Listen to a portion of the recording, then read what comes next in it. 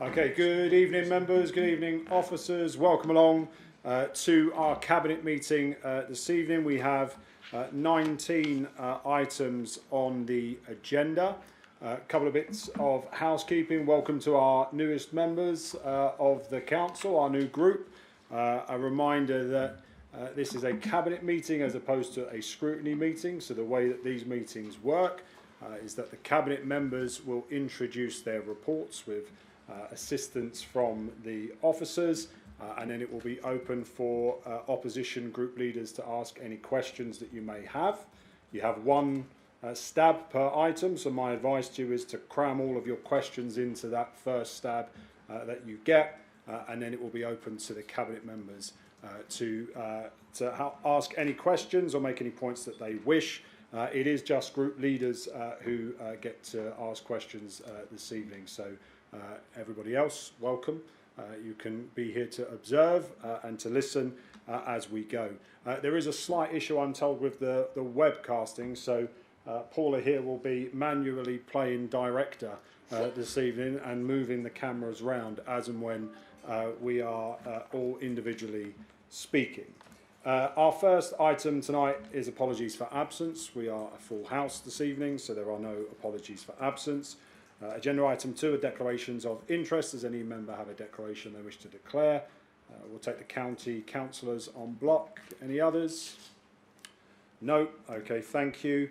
The minutes of the meeting held on the 12th of June are on pages 7 to 8 of the agenda. Are there firstly any matters arising from the minutes that any member wishes to raise?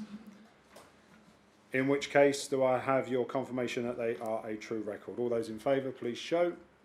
Thank you. That is unanimous. Agenda item 4 are the CMDRs, which are on pages 19 to 20 of the report. Are there any matters arising from the CMDRs that any opposition group leader would like to raise? Any member of the committee? No. In which case we will note the CMDRs. The work programme of the Cabinet is agenda item number 5 on pages 21 to 23. Our next meeting after this evening will be on the 11th of September. And as you can see, there is already quite a full agenda for September's meeting. Does any member wish to add any items at this stage to the work programme? No, very good. In which case we will move on to agenda item 6, which are Cabinet member updates, verbal updates from Cabinet members. Councillor Smith. Thank you, Mr. Chairman. Within my brief, I'm tasked with law and order, and from an inquiry I received and inquiring into it, I've discovered that Essex County Council is using taxpayers' money to provide bicycles for asylum seekers to access employment. So I've written this letter to the Chief Constable of Essex, because we're all about protecting the public purse, and this is taxes collected by Basildon and handed over to Essex. Dear Sir, the misuse of public funds by Essex County Council. Please see the enclosed email that has been printed off for the attention of Essex Police. I am writing to you to request that this misuse of public funds is investigated. Essex County Council has given taxpayers' money to a charity to purchase cycles for asylum seekers that are looking for work, and I am of the understanding that it is illegal for persons that are claiming asylum in the UK being able to take up paid for employment. I will be obliged if this is investigated at the earliest opportunity. So that point is covered. My second point, we are looking into, with the assistance of James Hendry, ending that toxic relationship which is rather one-sided with the South Essex Parking Partnership, and we are looking at a trial in September. And we're also looking at where as well, and we'll probably be bringing a report to Cabinet to look at keeping the air quality outside of schools as safe as possible for the children. We appreciate you need public transport outside of Greater London in Essex to get to A to B, but there's no excuse running a big diesel engine outside a school gate for 10 to 20 minutes. You should be keeping it flicked off because it's not good for the kids' lungs. I am meeting on a regular basis with the police, and the focus at the moment in the town centre is tackling illegal e-bikes and scooters. We've got, thanks to my colleague Councillor McGarren, we've ended that stupid trial with Essex County Council, and poor Harlow has those dreaded scooters, but it's now the illegal ones being ridden through our town centres at high speeds, causing nuisance and a disturbance to residents. We are looking at other matters, but it's not an appropriate time to discuss those because we don't want to give the people we're out to catch the heads up before we've got them. Thank you, Mr. Chairman. Thank you, Councillor Smith. Any other member? Councillor McGowan. As you know, Councillor Callaghan, I'm all about the good news. We had another crunch service at the weekend, and despite the inclement weather, I'd like to thank the residents for braving that weather and coming out in significant numbers. Despite the conditions, many of our residents took full advantage of the service. Almost 50 tonnes of waste was collected on the day, including 3 tonnes of metal, 11 tonnes of wood, 1.2 tonnes of electrical items and 51 mattresses and 28 tonnes of non-recyclable waste. I know I speak for many residents when I say once again, thank you to our wonderful waste crews who were absolutely magnificent. I know Peter Mandelson's getting to grips with his new job in Washington DC, but if you want any tips on how to be an ambassador, I think our waste crews can help him out there. Very good. I would echo those sentiments about our waste crews. Councillor Power. It was just a quick date for the diary. From following the success from last year, the Basildon Skills Show is back this year on the 1st of October. So schools will be busting throughout the day, but it'll be open to the public between the hours of 3 and 6 p.m. Stalls are filling up really fast, but if you are a local business that wants to showcase your business and any jobs you have available, do get in contact. But that is the 1st of October. That will be on. Good, thank you. Councillor Callahan. Thank you, Chair. So in my portfolio, we're making it easier and quicker for councillors to get things done for the people they represent. From September, we're launching a brand new system called the Members Gateway. It's a one-stop shop where councillors can raise problems, track progress and get updates without the usual delays. It's secure, simple and cuts out the old back and forth. We're also rolling out a new performance dashboard based on the commitments of this administration. So it'll show in real time how the council is doing on its 5 key priorities. So no spin, just the facts. If something's off track, this will show it. These tools are about getting back to basics, so faster responses, more accountability and clear results. We're replacing outdated systems with something that actually works. Excuse me, someone's having a fit in the background. So councillors can focus on fixing problems and delivering for local people. Thank you. Thank you, Councillor Ferguson. Thank you, Leader. Just a few updates. Wanted to be able to share with members tonight that earlier this month we kicked off our Summer of Sport campaign. We kicked it off on the 4th of July with a festival over at Northlands Park, our Roar and Score festival, deliberately designed to coincide with England's first game in the European Championships, encouraging 400 girls to attend over at Northlands Park and take part in football with ATF and FC Red Wing, as well as the Essex County Football Association. Want to take this opportunity to thank all of our partners for their work in supporting the event. Many of those 400 girls that attended were taking part in football for the first time and hopefully can have a lifelong love of the game inspired as a result of attending. So I'd also like to place on record my thanks to all of our officers and Councillor Powell for her support for the event also taking place this evening.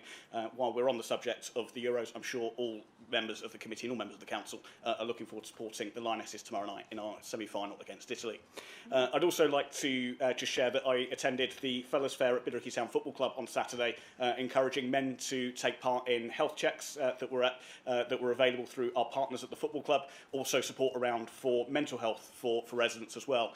Both really important opportunities for members of our community to come together through popular places where we know members go and receive the support that they need to. I also had my own health check taking place there and can confirm that it was very, very useful to be able to do that. And more of these events will be coming up over the coming months. And news that everybody has been waiting for over the last few months, the Miniature Railway will be returning to Pitsea very, very soon. Further announcements to come out in the coming days, but I'd like to place on record my thanks to Dan Harrison for all of his work in bringing together the Pitsea Miniature Railway. I know how well supported it will be by members of the public. I know members are looking forward to being able to get over there. We are very, very close to opening. All the health and safety checks have now been completed. Thanks to Mr Hendry and his team, but most importantly thanks to Dan Harrison for all of his work. I've been over a number of times over the last few months and I'm looking forward to taking a ride on the train. Thank you, Councillor Ferguson, and yeah, echoing that, Dan Harrison has done unbelievable work at some considerable personal time and cost to get that railway up and running, and I think lots of families will be using that over the 6-week summer holiday as soon as we can get that open. So that is a real positive for Wat Tyler Country Park. So well done to Dan. Any other cabinet member with an update? No, in which case we'll move on to a. Chair, can I interrupt just to let you know? Sorry, I'm getting messages that the public can't see the meeting. Okay, as I did Yeah, say you at did. the beginning, I think there is an issue with one of the cameras, but to all intents and but we'd probably get more people if it was on Facebook Live watching, about 20,000 a week. But if we saying it's streaming, okay, well we'll carry on as we are because the meeting has started. Can they hear it, Eunice? Sorry.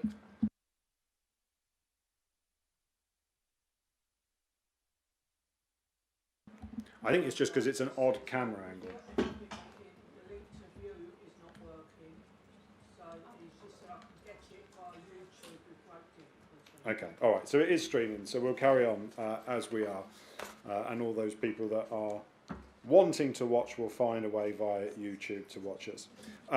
Next up is agenda item 7, which is the update on local government reorganisation. So we are nearing the government's deadline that they set. Members will remember that Essex was placed into the devolution priority programme back in February. And as a consequence, the government set 2 deadlines for 2025. We had to get our initial business case with outline proposals to them in March, around the 21st of March, and then we had to get the final business case over to them by the 26th of September. I can update Cabinet that there are likely to now be 4 business cases that go into government. One will be business case A will be for the 5 unitary model, which members will be aware of as that was presented to full council in the autumn of last year. The second, which is business case B, is for the county council's 3 business case model, which you will have seen last week to create 3 enormous councils, the 3 biggest, not just in this country but in Europe as well. And then there are likely to be 2 further business cases. Business case C, which is going to be presented by Thurrock Council, which will be for 4 councils in Essex, and then business case D, which will be presented by Rochford, which will also be for 4 cases for 4 councils in Essex. It is not lost on me how many times the Conservative Party in Essex are splitting in terms of whether they can agree on 3, 4 or 5, but nonetheless they will be the 4 options that go into government. Because of the vote that was taken by full council here last autumn, we have been engaging primarily with the county and with the others on the 5 and the 3 model. That has been where a lot of the resource has gone, a lot of the time, the effort and data. I should say from the outset, a huge thank you to all of the officers, particularly in the finance team and in the chief executive's team and in the monitoring officers team for the enormous amount of work that is going into LGR. It is all consuming right now, and the whatever decision is taken by the government is going to be the decision that has to hold for the next half century, and therefore it is really important that a lot of work is done around the due diligence, looking at the strengths and the weaknesses of all of these business cases.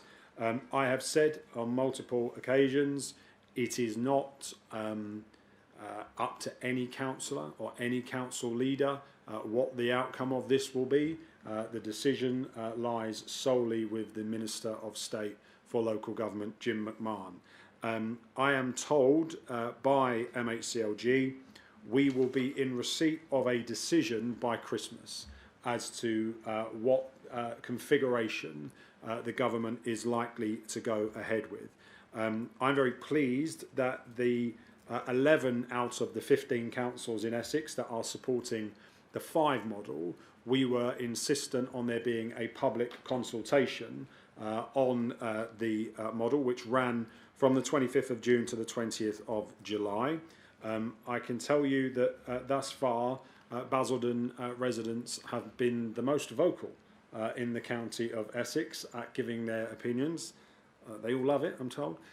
So they have been engaging fully with this process. So thank you to all the residents who have put their consultation responses in. We are also discussing the governance processes for this, and so it is within the gift of the Cabinet to simply decide the Council's position. But I believe that all 42 members should have the opportunity to look again at all of this, which is why I will bring it back to the 18th of September full Council meeting. And so the business cases will be presented to the 18th of September full Council meeting. So every member of the Council will have the opportunity to give their view on it. Or on any of the particular business cases that they want to debate on that night. And then Cabinet will meet again to consider full Council's views, consider full Council's feedback, and then make the final, or take the final vote. And that has to happen across 15 different councils. So this is quite a logistical nightmare, frankly, to get 15 councils to all come together to go through their various governance arrangements before we agree to send that off to the government. Running alongside all of this, I should say that there are two processes that are at play here. Local government reorganisation and what this council is or isn't going to look like. And then there is also the issue of devolution and the creation of a mayor of Essex, a combined authority, similar to what you see in Manchester and Liverpool and West Yorkshire and South Yorkshire, etc.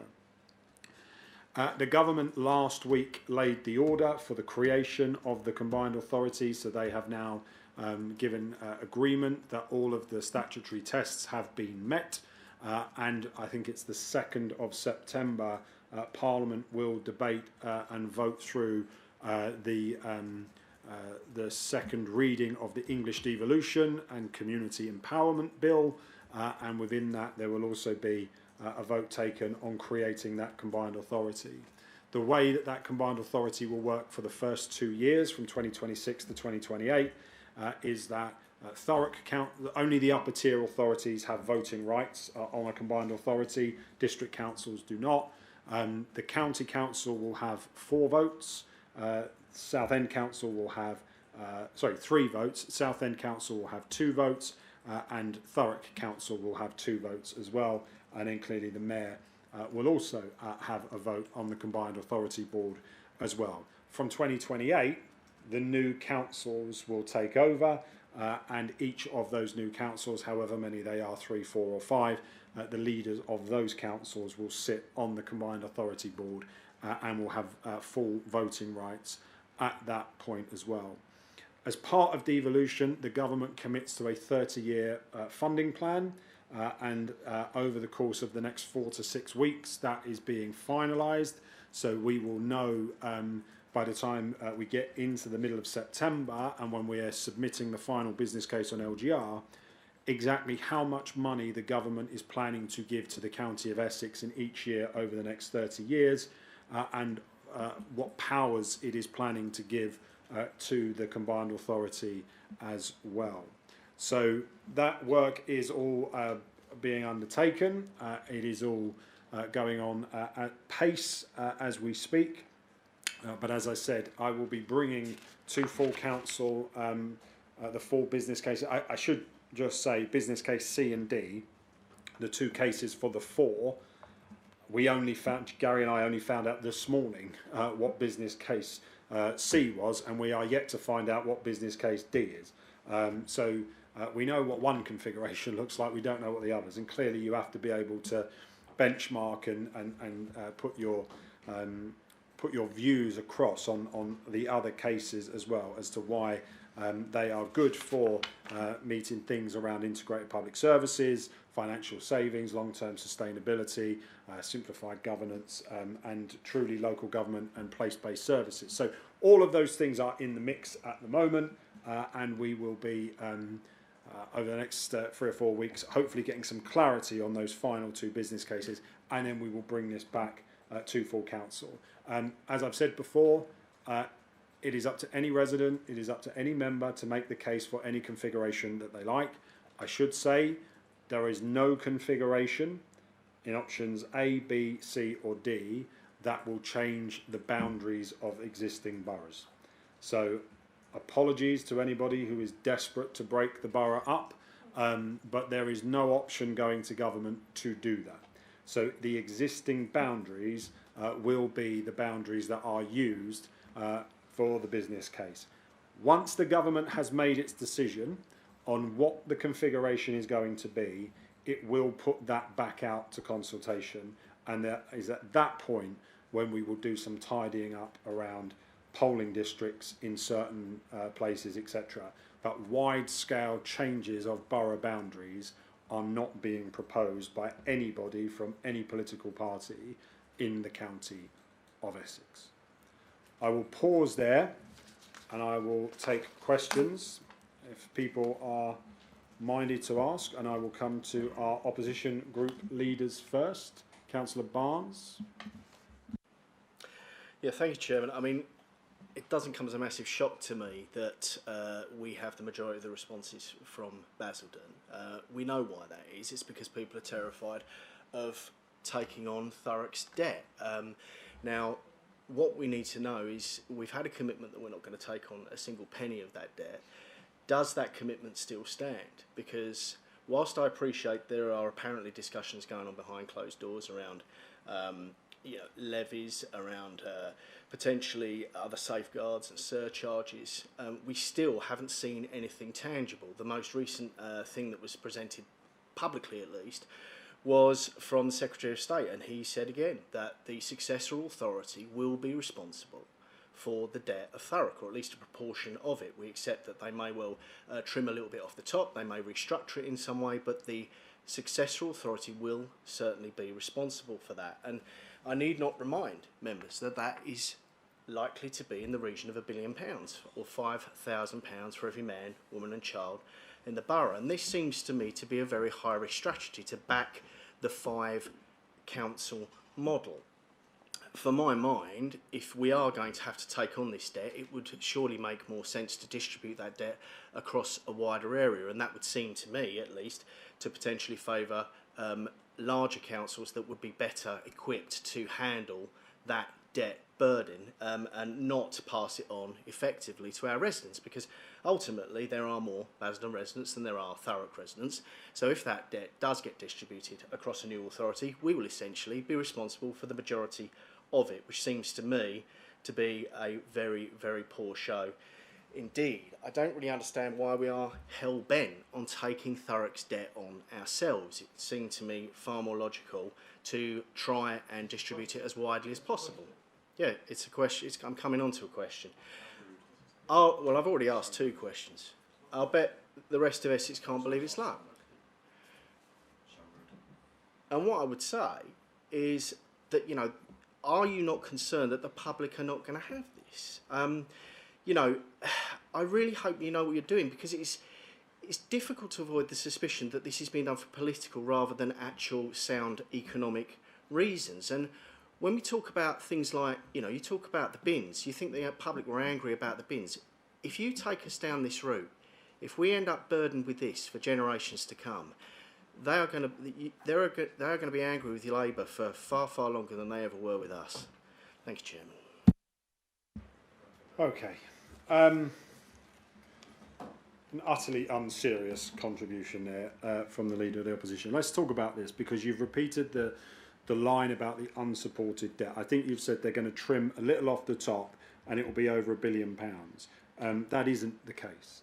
So the commissioners are in the council now, and they've been very clear that it was £1.8 billion of debt that the Conservatives, let's not forget, racked up in Thurrock. It wasn't Labour, it was the Conservative Party buying solar farms and delegations of up to £500 million to officers. That's what caused the mess. So I'm not going to take lectures on how to be economically prudent from Conservatives in South Essex.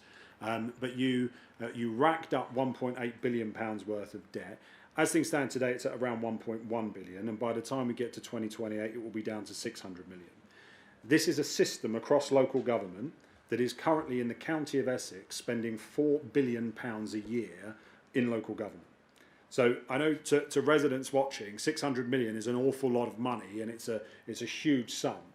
In the context of a county that is spending £4 billion a year and rising every single year for the next 10, 15, 20, 30 years, spreading the cost of 600 million across the system, which is what the Secretary of State and the Minister has said, is actually not a particularly daunting prospect. What we have to wait to see is what the government do in Surrey with the treatment of Wokin's debt. Conservative-run Woking Council racked up £2.5 billion worth of debt on Woking Council.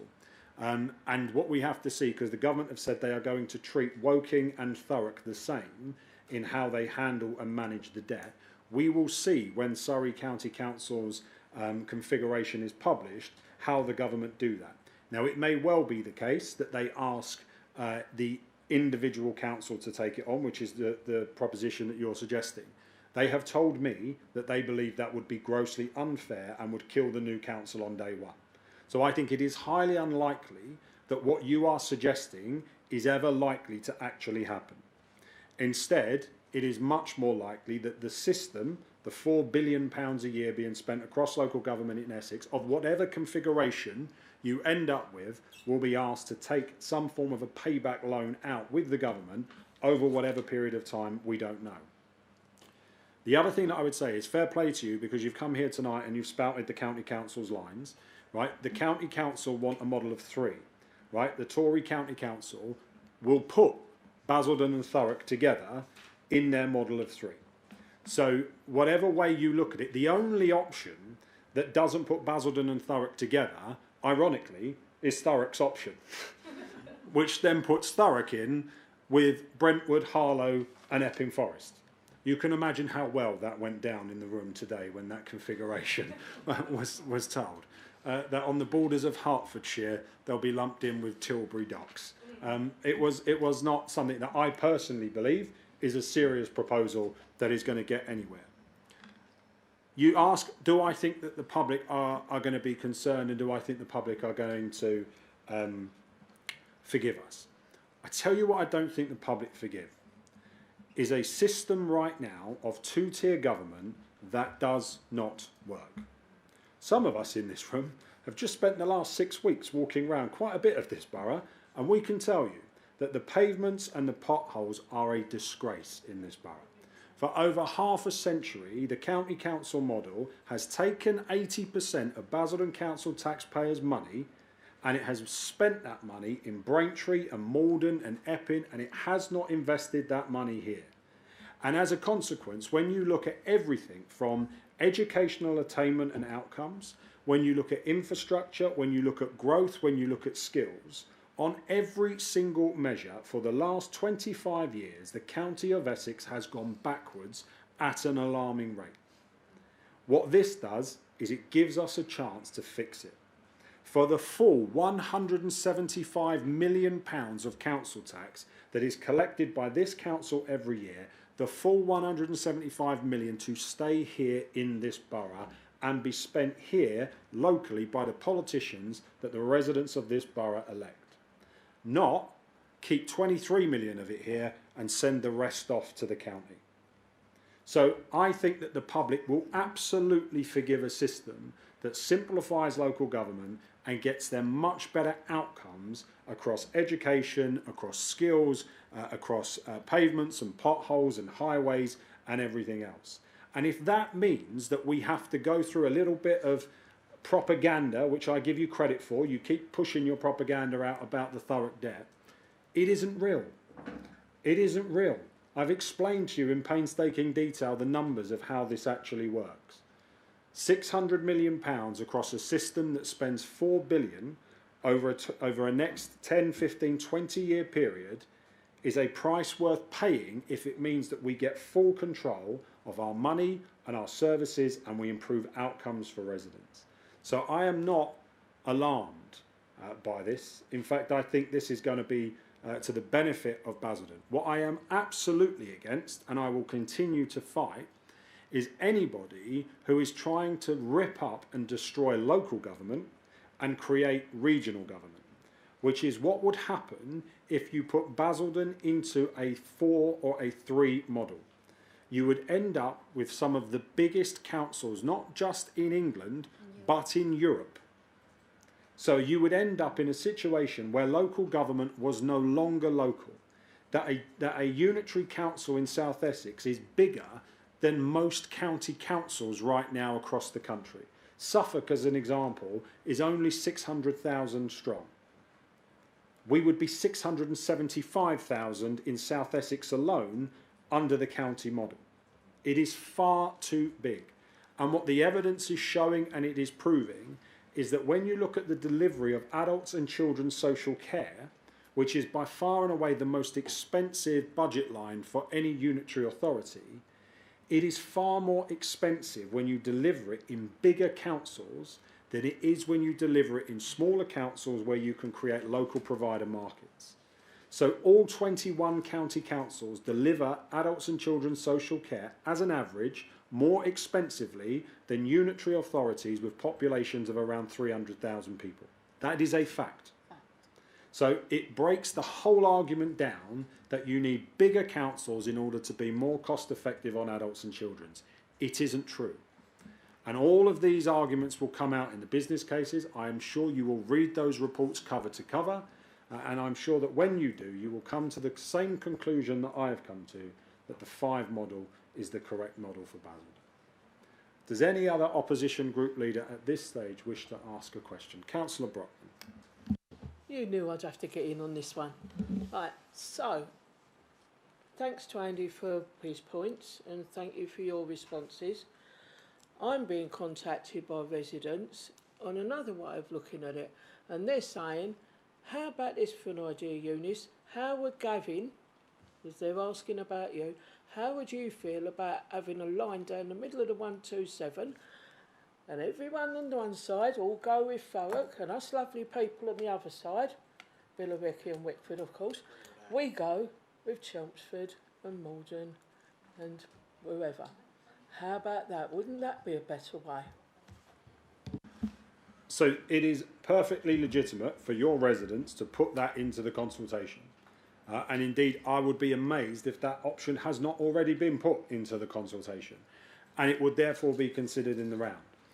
The problem is, in order for that to work, Rochford, Chelmsford and Brentwood need to want Billericay and Wickford in their areas, and they don't.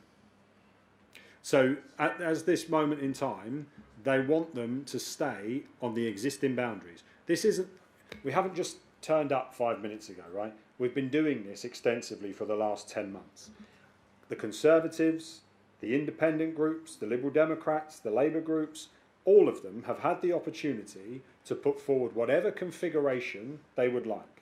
And there has been no proposal from any political group or from any council to change the existing boundaries that are there. So as things stand at the moment, put it into the consultation. It may be that when the government decide on their final number, if it's 3, 4 or 5, that they may say, okay, we are going to change some of the boundaries and we are going to use this and we are going to move that around. If you've put it into the consultation, the government can take it into consideration. So encourage your residents to do that, is my advice. Okay. Councillor Genet. Thank you so much, Chair. I'd like to make one question. I would like to ask one question, please, since we don't want to start talking too much like Councillor McGovern has mentioned earlier about about Andy Barnes here, Councillor Andy Barnes. So I'd like to ask one question. The debt that you're racking up locally, are you secretly hoping and praying that the merge with Thurrock really happens so you can keep spending on your vanity projects, like the flats and arenas, with the prayers of your friends in the House of Commons is going to write off your debts? Is it? I think you forgot your matches there. I thought we were getting fireworks. Okay, so the debt that the council, we'll talk about this as we get to the capital investment strategies and the outturn strategies. Basildon Council's debt is split 50-50 between its HRA. So if you want us to sell our council housing to reduce our HRA debt, which I don't think we should be selling council housing, by the way. We need more of it, not less. That would reduce the debt by up to 50%. The issue is that if you have 200 to 300 million pounds of HRA debt, it's asset backed to around 2.5 billion pounds worth of housing stock. So we're all right. When it comes to the other assets that the council owns, as you see from the reports later on, again, every one of them is asset backed.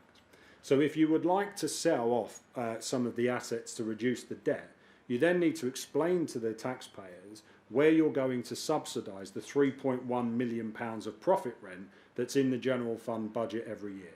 Because those assets, although they have a debt attached to them, generate 10% of this council's revenue budget every year in profit rent. So I'll be interested, as the year develops, to learn as to whether or not Reform's position is that you're going to sell off our council housing and you're going to create a £3 billion black hole in the council's finances. You can shake your head, but it's the point you've just made. So the 700 million just shy that is in the investment strategy report for us is asset-backed supported debt. If you look at what we are discussing here, we are discussing unsupported debt of Thurrock, i.e. that solar farms don't exist. There isn't any money being generated out of them. And that is the issue that everybody is contemplating. There is around, across the whole of Essex at the moment, across all councils, there is about £4.5 billion worth of debt. So every single council, bar I think 2 in the county of Essex, is running significant debts. That is the price you pay for electing a Conservative government that slashes every penny out of local government over the course of 15 years and then still expects you to provide the same level of services. These cuts have consequences, and the result has been that more and more councils have had to engage in commercial activity to generate funds which has got debt associated to it like we have, but which ultimately generate a profit that gets put back into your general fund. If we move into a unitary authority, whatever the configuration of that authority is, every council will bring with it its associated debt. So we will be bringing into the new council, I explained this to Councillor Barnes and Schrader at the last full council, I'm not quite sure they got it, but if you ask us to take on somebody else's debt, they are also going to have to take on some of ours. So in other words, not every council has a council house stock. So if we end up going in with an authority that didn't have a council house stock, they would have to accept our £300 million of HRA debt as part of it. So they could quite legitimately be sat there saying, well, we're not going to take on Basildon because they've got 300 million of HRA debt. They wouldn't do that because they'd also look at the fact we've got 2.5 billion pounds worth of assets associated to it.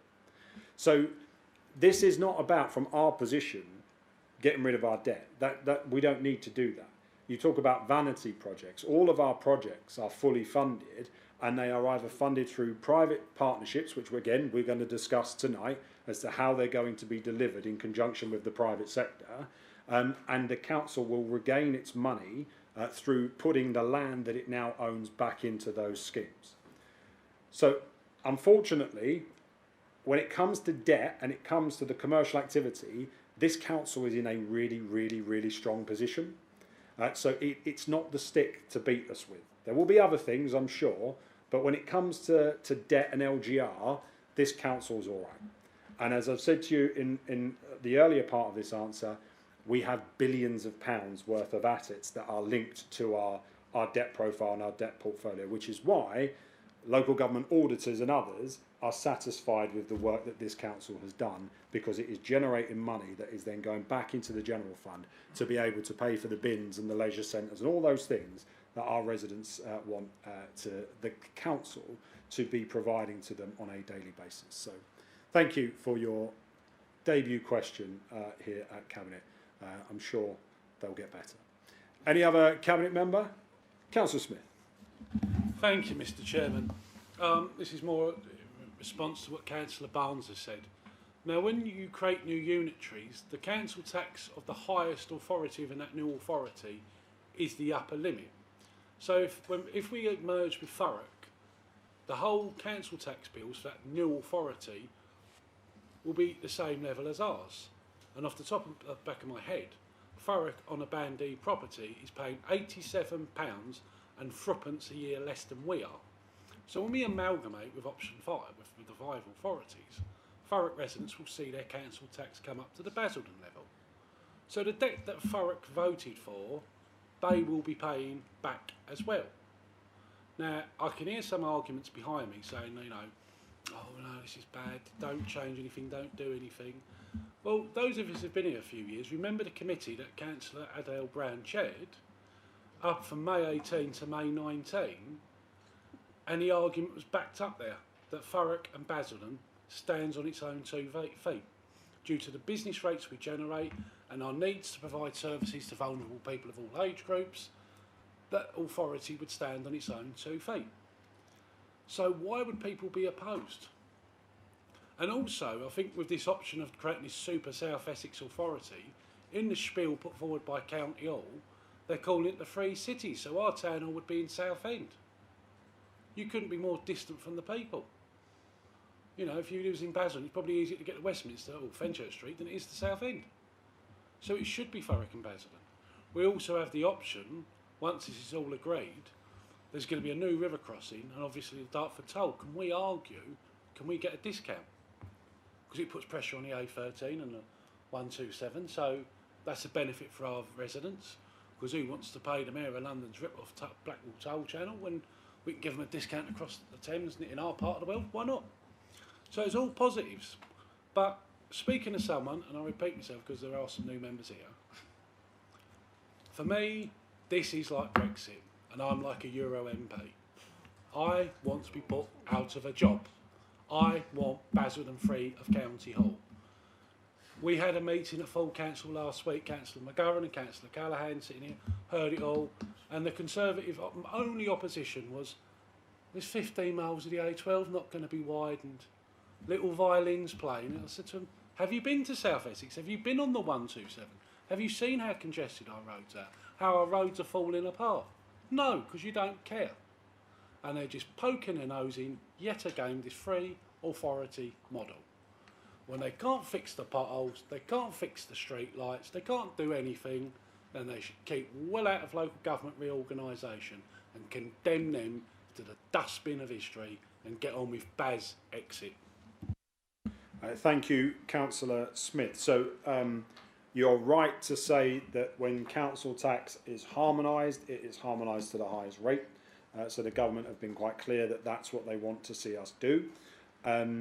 You are also right to say that what is getting lost in this argument is the kind of the short-term issue of where Thurrock is today. As I said in my opening update, what we do now is going to last until my 8-month-old son is 50. So this is going to be a half century of change, and it is important that we think about what is in the best interests of that whole area. You are smallest on day one. Everyone's going to grow. So if you start with a mega council at 675,000 population, you will very quickly end up at 800,000 over the life of that council. That is enormous. And as you say, with issues around Southend and others, running that council will be a jurisdictional nightmare if that was to happen. We are not cities, and greatest of respect to Chelmsford and Southend and Colchester, they're not cities, right? So we don't have like Manchester where you have a central economic base and everything is drawn into it. That's not how this will work. So therefore, in the county shires, that will be far, far more difficult to run because you'll end up, if it was South Essex, with Thurrock having around 30 councillors, Basildon having around 30 councillors, Southend having around 30 councillors, all voting on blocking what's going on in other towns. It would be a bloody nightmare, and it would not last. And you're absolutely right to say what is often getting lost in this is if you look at the business rate base of Basildon and Thurrock together, it would rival any major city in the north of England. So if you look at the Freeport alone, worth up to £1 billion in growth over the next 10 years, think about that over the next 50 years. When you look at the fact that we are collecting in Basildon about £86 million a year in business rates at the moment, that is an enormous amount of funding and potential that would be coming in that admittedly, North East Essex and South East Essex would not have anything on that same scale that we would have. And it is critical that there are meaningful geographies. Where do people work? Where do people travel? We don't agree on Brexit. We agree on an awful lot, you and I, Councillor Smith. We don't agree on Brexit, but what I will happily say to colleagues who are in favour of breaking away is that unlike Brexit, when we do get the new council, I will look to negotiate a returns agreement for our friends in Billericay. If they would like to move on at some point in the future, I'll go back. I want to keep Wickford. My mother lives in Wickford. I'm going to keep Wickford, but for everybody else, I'll negotiate that returns agreement. Does any other member of the Cabinet wish to ask a question or make a point about LGR? No, very good. In which case the report this evening is for noting. Consider it noted. Agenda item number 8 is the Tenant and Leaseholder Engagement Policy Strategy and Engagement Plan, and this is Councillor Brown. Yeah, it's fairly self-explanatory. As you can see in your report, you've got 3 different enclosures. Each of these enclosures set out the way in which this, the reasons, first of all, enclosure 1, why we feel it's important that we engage better with our tenants. And then in enclosure 2 and 3, it goes through how we're going to do this. So basically, as part of our responsibility as a social landlord, it is vital that we know our tenants, that we communicate with them effectively, and that they are part of that partnership when we are putting together our new policies and looking to the future of what we want that housing stock to look like and the policies that affect the way in which they live within there. So looking at the way in which we respond as a landlord to those tenants. So you can see that in enclosure 1, this sets out really the principles of why we're doing this.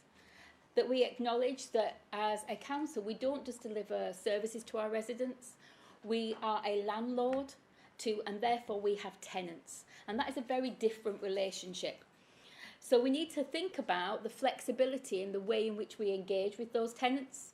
So this document puts together the different ways in which we aim to engage with those tenants. It's really important that we recognise that different people will want to engage with us using different methods and in different levels. So historically, this council has said, okay, we're having a meeting here in this hall, come along and talk to us.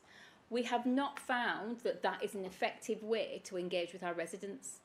And therefore, we're looking at a whole package that will enable us to engage with those residents more effectively. Some of these are electronic, some of these are in terms of face-to-face meetings, some of these are telephones, some of these are surveys, some are QR codes. And we're going to go out and have a whole series of face-to-face engagements with our residents over a long period of time and ongoing to ensure that that relationship and that trust is built and that our tenants are at the very heart of all strategies that we have as a social landlord. So you can see from these 3 enclosures, the first one goes through the policy, why it's important. The second one is our strategy of how we're going to do that. And finally, your enclosure 3 looks at the engagement questionnaire. So this is the questionnaire that we're asking all of our residents to complete. And from the data that we gather from that, we are then going to be able to update our policy and update our strategy so that it's more effective. So at the moment, the recommendation that's coming before you, Cabinet, is that you look at these as draft documents and that you approve them as draft documents and that you approve the strategy that we have in order to engage with our residents to ensure that these policies become more robust. We all know that we've got a housing inspection coming up. It's really important that we can show that housing inspection that we do engage with our residents. It's really important for our residents they have a powerful voice in the policies that bring forward. And therefore, that is what I'm asking you to look at tonight. That you look at those draft policies and ensure that we can therefore move forward with a really positive engagement with all of our residents, tenants, as a social landlord. Thank you. Very good. Open this one up for opposition members. Councillor Barnes. Thank you, Chairman. Just a question really around the kind of the measurable outcomes of the policy and how that's going to be measured. So, I mean, what are the sort of KPIs that we're using to measure tenant engagement. Also, I'd be interested to learn how we're going to plug that into the housing scrutiny function to make sure that it's got member oversight. And what do you want to be the sort of tangible improvements that the policy will introduce? So once it's out of draft form, once it's been delivered, what actual real world changes would you like to see at the end of this process? So you can see what I would say is this already went before the Housing Scrutiny Committee. I acknowledge that your group decided to leave, but that's for a conversation for another day. Having read the agenda. Yeah, well, but it did go before scrutiny. What we are looking at is that level of tenancy, the tenants' engagement. Initially, we're starting that first consultation over this summer. It will then be ongoing. The outcomes are that our tenancy handbook is going to dramatically improve and be more accessible, and therefore our tenants will know who to contact, how to contact them, and that we will be held more accountable in terms of that. The majority of this work, although it's housing, actually comes under Councillor Callaghan as well, Emma Callaghan, and we're working together with the housing team to ensure that, like you said, there are deliverables at the end of that in the way in which we consider our policies. So initially, we are looking at engaging with the majority of our tenants electronically. And in the first year, those that do not engage with us electronically will get that face-to-face, with the idea that ultimately across the 3 years, all tenants will have had a face-to-face meeting with us in order to see and seek those views. But initially, it will come from that questionnaire. Does that answer your question, Councillor Barnes? It'll have to. Councillor Finlay. Thank you very much. Thank you very much to Councillor Brown for highlighting the Council's commitment to meaningful engagement through social media and the fact that it's fair and respectful and that we need trust within our council. Just want to ask a quick question. If we're talking about social media and trust, where does the cabinet or what is your thoughts on misleading the public in regards to maybe financial investments?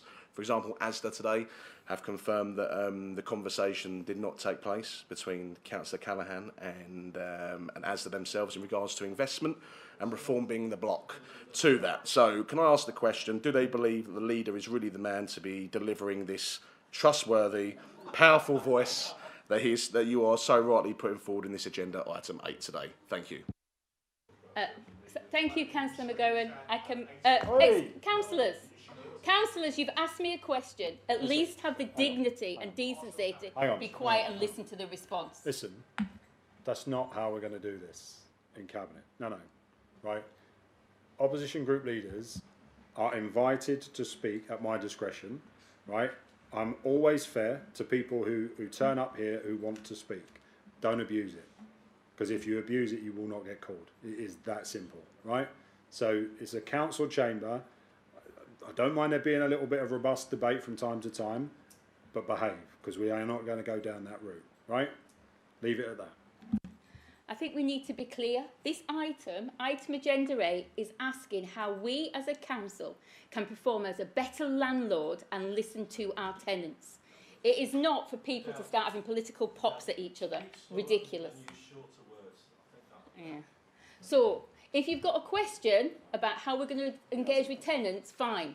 If you haven't, be quiet.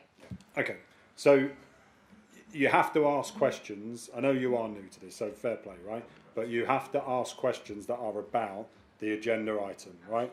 So if we are talking about how we're going to engage with tenants in our council houses, right, what we don't necessarily care about is where they do their big shop, right? So we don't necessarily need to know about Asda in a debate about where our tenants engage with the council over housing repairs and all that other stuff. So unfortunately, you've had your go and you've chosen to go down that route. But if I was you, I would be thinking more about how you could stand up for your council tenants when you've got questions like this, rather than trying to make every single question about me. I am aware you are obsessed with me. That has become very much clear over the course of the last 6 weeks on social media. But I would just suggest that when we're in the council chamber now, having you won the election fairly and squarely, you focus on the policies that are in front of you and make it relevant to our residents so that we can focus on this. Councillor Brockman, do you have a question on this? Do you know what? I'm losing the will to live here, because honestly it's like herding cats in here, and I've got 2 cats. They're better behaved than you lot at the moment. Right, so just a thought, and I've lost it so completely. I'm terribly sorry, but if you two'd like to go over the Campanile, they do rooms by the hour. Okay. All right, get yourselves in there. Let's move on and debate the actual policies. Does any member of the Cabinet, Councillor Callaghan? Thank you, and I will address Councillor Barnes's questions around KPIs, because that is very relevant. We need output-focused performance metrics, which is what the dashboard I mentioned at the top of the hour is about. So we'll have key performance indicators for every single one of our 5 commitments of administration. Building homes for Basildon people is one of those. So we have a raft of KPIs. They will all be accessible through this digital platform for residents. We'll collect residents' data, and we'll have members be able to look at that at the drop of a hat and be able to give you some data-backed performance metrics for every single cabinet meeting going forward. And I would say as well that communications and engagement is being discussed as an urgent priority. We have some really good ideas of how to communicate with our residents as a landlord in a more compassionate, friendly, accessible way that's not as corporate as the Basildon Council branding. And that is happening as we speak. And I just want to say a huge well done to the AD of Housing who's with us tonight. She is a brilliant officer, somebody who works with compassion and really tries to do the best for our residents in every single case. So thank you for everything that you're doing. Thank you, Chair. Councillor Smith. Thank you, Mr. Chairman. I'd like to thank Councillor Dale Brown for continuing the work we started over a year ago. It's important that leaseholders are able to communicate with the council, because some leaseholders' properties are populated with people who are privately renting. And if they have a good landlord, there's not an issue. If they have a Rigsby-esque type landlord, this is a way those private tenants living in a leasehold property can communicate with us. And equally, the good landlords who are leaseholders, it's easier for them to talk to us to deal with their complaints and problems, rather than hoping to catch a councillor. I'm always very happy to deal with such casework, as are most members, but anything that makes people's life easier through this process cannot be a bad thing. Thank you. Thank you, Councillor Smith. Any other member? No, I think this is critically important. We've obviously got the tenant handbook being prepared as well. At the moment, that's in its final rounds of legals, and then that will come back to us. But I think the message that I would say really clearly to our council house tenants is, we get it, that at this moment in time, how you engage with us, not as your council, but as your landlord, fundamentally needs to change. And we, forget repairs and planned works. We know there's issues there, and we've spoken about them before, and we'll speak about them again. But in terms of your engagement, how we as your landlord work with you, and then how we go into your properties to make sure that repairs or planned works are done to high standards, and that there's quality assurance in the process, and that you're not having to sit on phones every week ringing people and trying to sort out missed appointments and all that kind of stuff. We're an average of 15 missed appointments a day at the moment, which is unbelievable really. While all of that's going on, we know that needs to be fixed, and from our perspective, one of the things that we are looking at is the budget for the HRA for next year, and looking at how we might make some changes to resource up and keep capacity where it needs to be, because we know that for years the HRA has not had the level of investment that it needs. So we'll keep that under review. But I think for any tenant listening tonight, please do engage with this, and thank you to everybody who has. But this is your opportunity to tell us the good, the bad, and the ugly, so that we can start to make those changes. Councillor Brown, do you want to conclude? Yeah, what I'd say, I'd really like the council to focus, all cabinet members and councillors here tonight. The purpose of all of this is ultimately that we are better landlords, and that our tenants have a better experience, and therefore better homes. That is the whole purpose of this. And that is what we really should be focusing on at this moment, is looking at the work that Louise and that Kirsty have done and that whole housing improvement team to ensure that we are following the legislation, that we're up to standard with what the regulator expects, but more importantly, we are doing what our tenants expect. And we can only do that if we listen to them and we engage with them. And that is what we're asking you to vote on this evening, allowing us to move forward with very positive ways of engaging with those tenants so that ultimately we can be a better landlord and they have better homes to live in. Thanks. Members, the recommendations are on page 34. All those in favour, please show. Thank you. That is unanimous. Agenda item number 9 is the Capital and Investment Strategy annual report. Members will have had the opportunities to see it. This report tonight is for noting. This will go to full council in September for debate. The report covers our cap expenditure, the treasury management, the investment activity. It notes that we had around about a £26.9 million underspend, and that is because of certain things around TA, the town gate and the west gate as well. So we've received around about £22 million as well in grant contributions from the new Labour government, which has been helpful in terms of getting some of the building works, which we see over the road opposite the BP garage, out of the ground and moving at pace. And we are also seeing, within this report, you are seeing some of the returns on the commercial activity as well. The council did dispose, as we are supposed to, as part of our debt management every year.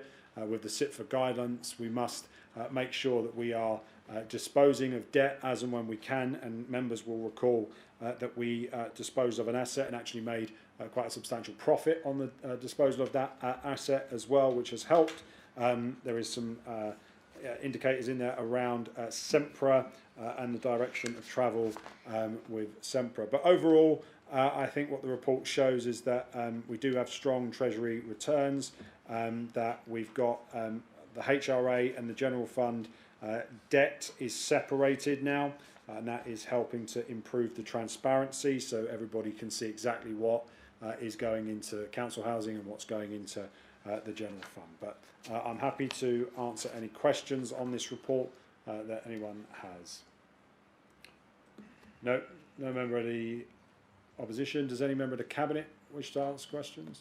No, this report is just for noting anyway, so this will go to full council with all your comments and observations. Thank you all very much. Agenda item number 10 is the revenue outturn report and also the budget setting process for this year. So it shows that the outturn, members will recall that we were on track to have around about £3 million overspend in the council's budget last year. We came to cabinet, we came to full council, and we reported on that regularly.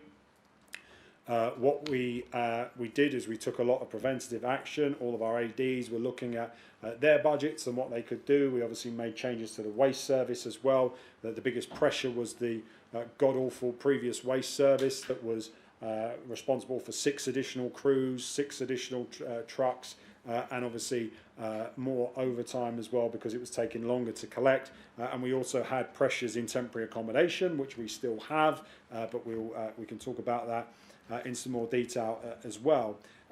We have seen underspends in some of our areas, which has helped the budget position. So particularly in leisure, I was going to say over recovery rather than savings. Leisure, trying to keep it for next year. Regen within the corporate budget and some of our contingencies. Members will know that we had a reserve that we used to smooth some of the underspend as well, to the tune of around £1 million. That reserve was probably, in my view, overinflated anyway. The overall position of the council's reserves is incredibly healthy. We are sat at this moment in time on just over £41 million of reserves in the general fund. Yeah, let's hope the roof isn't leaking. So we have around, well, just under 42 million in general fund reserves, just under 7 million in HRA reserves as well. So the council is sat here on almost 50 million pounds of reserves. So when you consider that the entire operational budget of the council is around 32 million pounds a year, that is a healthy position to be in.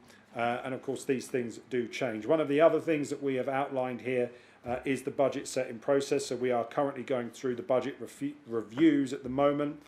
We will do, as is standard practice, the public consultation on the budget. That will begin next month in August. That will run to the end of September to get residents' views on the consultation. In line with our scrutiny function, it will go to ONS in December. It will come back. We should, by the way, say we are expecting the government for the first time in 15 years to give us a 3-year, multi-year finance settlement as well.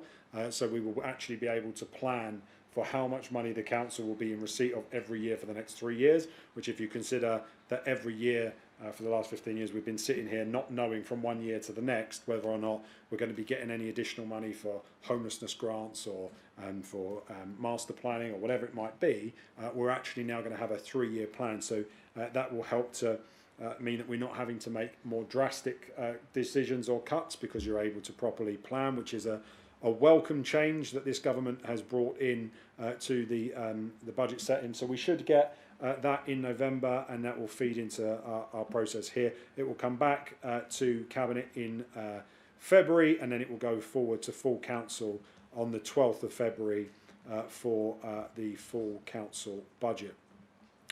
I'm not proposing to go on anymore unless any opposition member have any questions.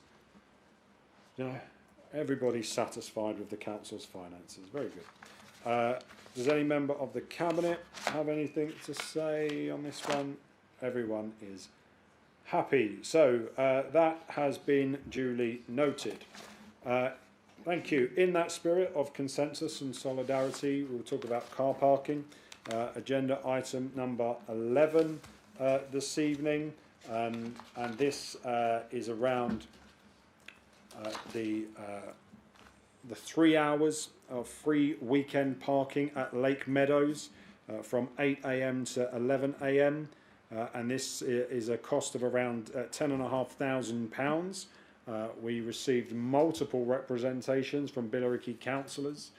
We received multiple representations from Billericay residents that this was essential to support Park Run, that this was essential to support cafes in Lake Meadows, that it was far too expensive for people in Billericay to pay £1.10 to park their cars in that car park. They want to go in with Chelmsford that charge £3 an hour to park their cars, but here in Basildon £1.10 was too much, and so as a consequence the proposal as set out, we asked the town council, we asked the Billericay Improvement District, between them they were sat there on well over £600,000 of money that they have collected from taxpayers. £600,000. We asked them for £10,625 and they said no. So again, it came down to whether or not the people of Basildon were going to be offering free car parking and paying for free car parking for everybody in Billericay. What we've done here is what I think a fair and proportionate response, which is to say that the area committee, which was carrying an underspend from last year, that has had money for brass monkeys and other things that it has paid for, as statues in parks, etc., to actually pay the £10,625 to get free car parking for 3 hours at Lake Meadows on the weekends. I should point out that we made adjustments based on the feedback that we heard across Billericay and Wickford. Councillor McGorran, I'm sure, can talk at length about this, but no charges in the evenings after 6 PM or at weekends after 6 PM. Volunteer groups at Lake Meadows exempted. Swimming pool bays increased from 12 to 24. 30 minutes retained of free car parking at the Wickford Ladygate as well. So the proposal before us tonight, members, is to approve the waiver of the parking charge at Lake Meadows until March 2026, and we can review this again in the budget setting round, and as a consequence ask the good folks of Billericay and the area committee to do what they tell me that their residents are all desperate for us to do, which is to fund that free car parking. So this is about us delivering on what we are told that the people of Billericay are desperate for. And I just say it again, that the Town Council and the Billericay Improvement District had £600,000 of taxpayers' money, and they would not pay £10,625, but instead wanted the residents of Langdon, Basildon, Pitsea and Wickford to pay it for them. Shame. Does anyone who's an opposition leader have anything to say? What about Councillor Brock. Oh dear. If Councillor McGowan's so excited, if he'd like to go first before he falls asleep. Okay.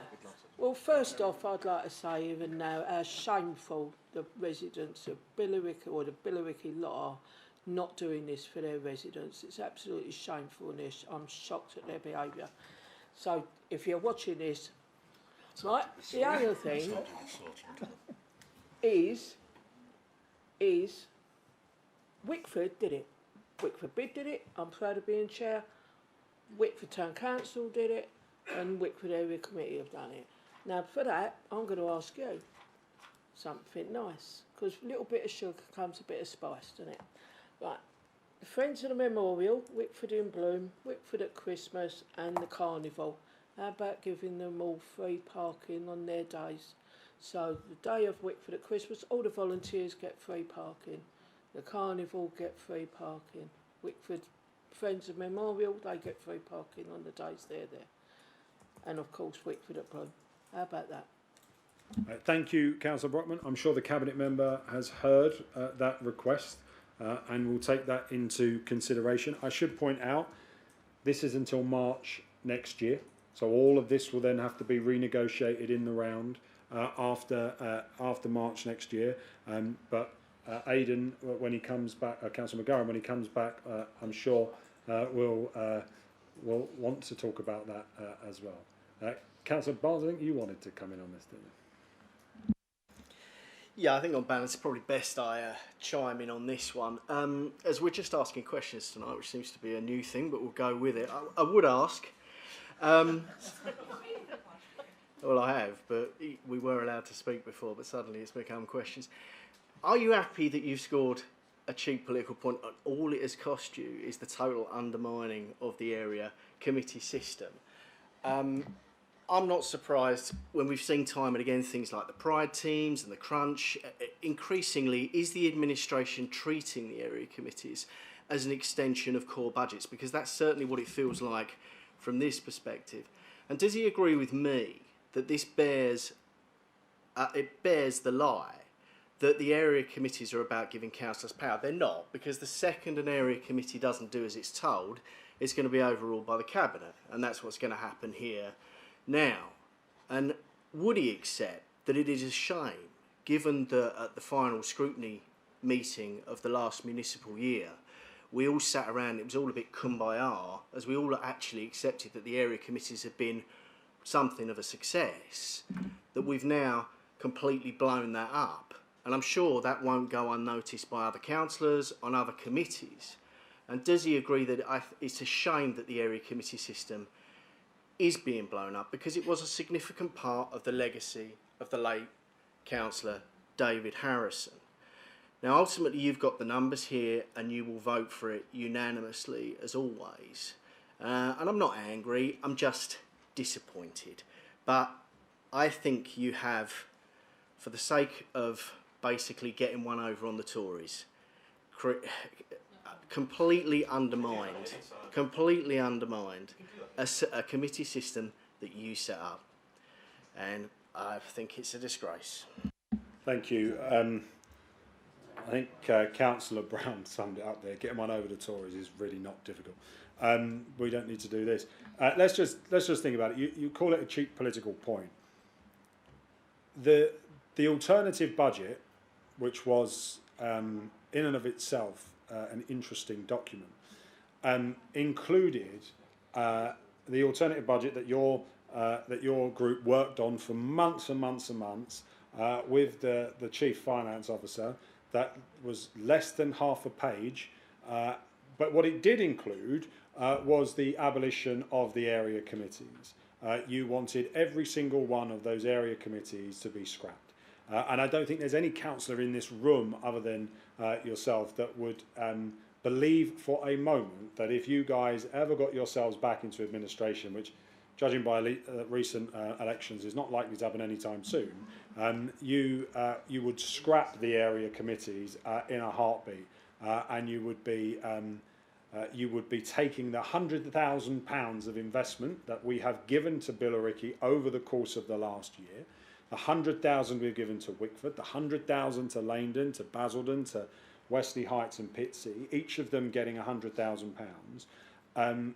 You would be taking that off of them, and you would not be investing that money into those areas. The other thing that I think we should be cognizant of is that you say we're using it for core budget. We're not. What we are doing is devolving the options. So I am very, very clear. I do not understand what town and parish councils in this borough are doing. I have absolutely no idea.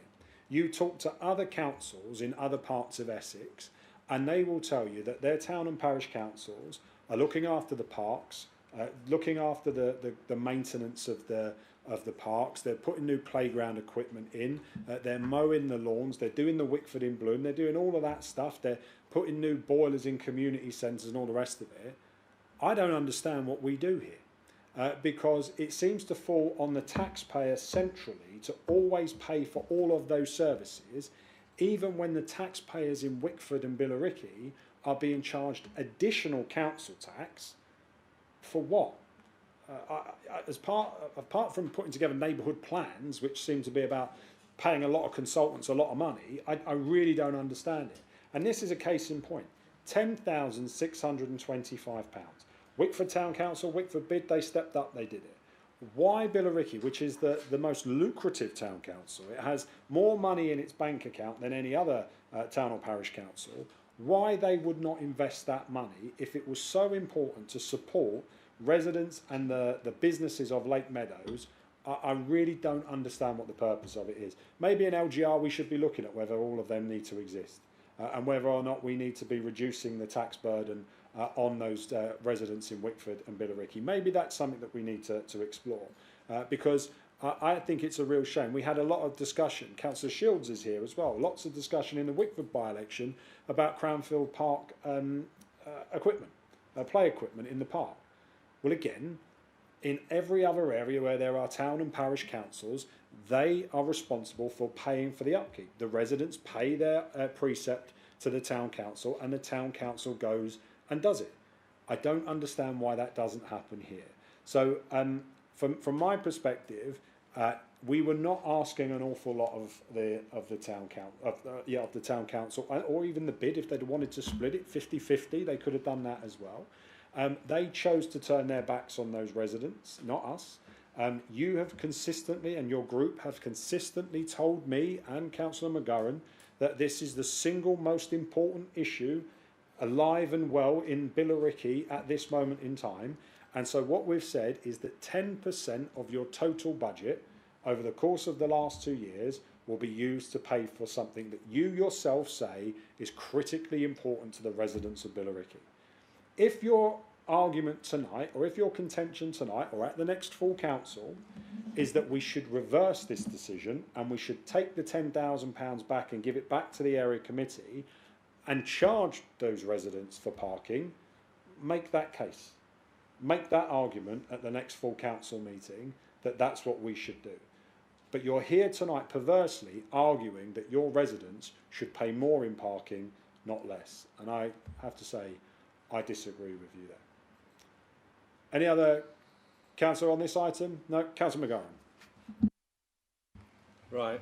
Well, a lot of what I wanted to say has been said very eloquently by the leader there, so I don't need to repeat all of that. I think he enjoyed some of that as well.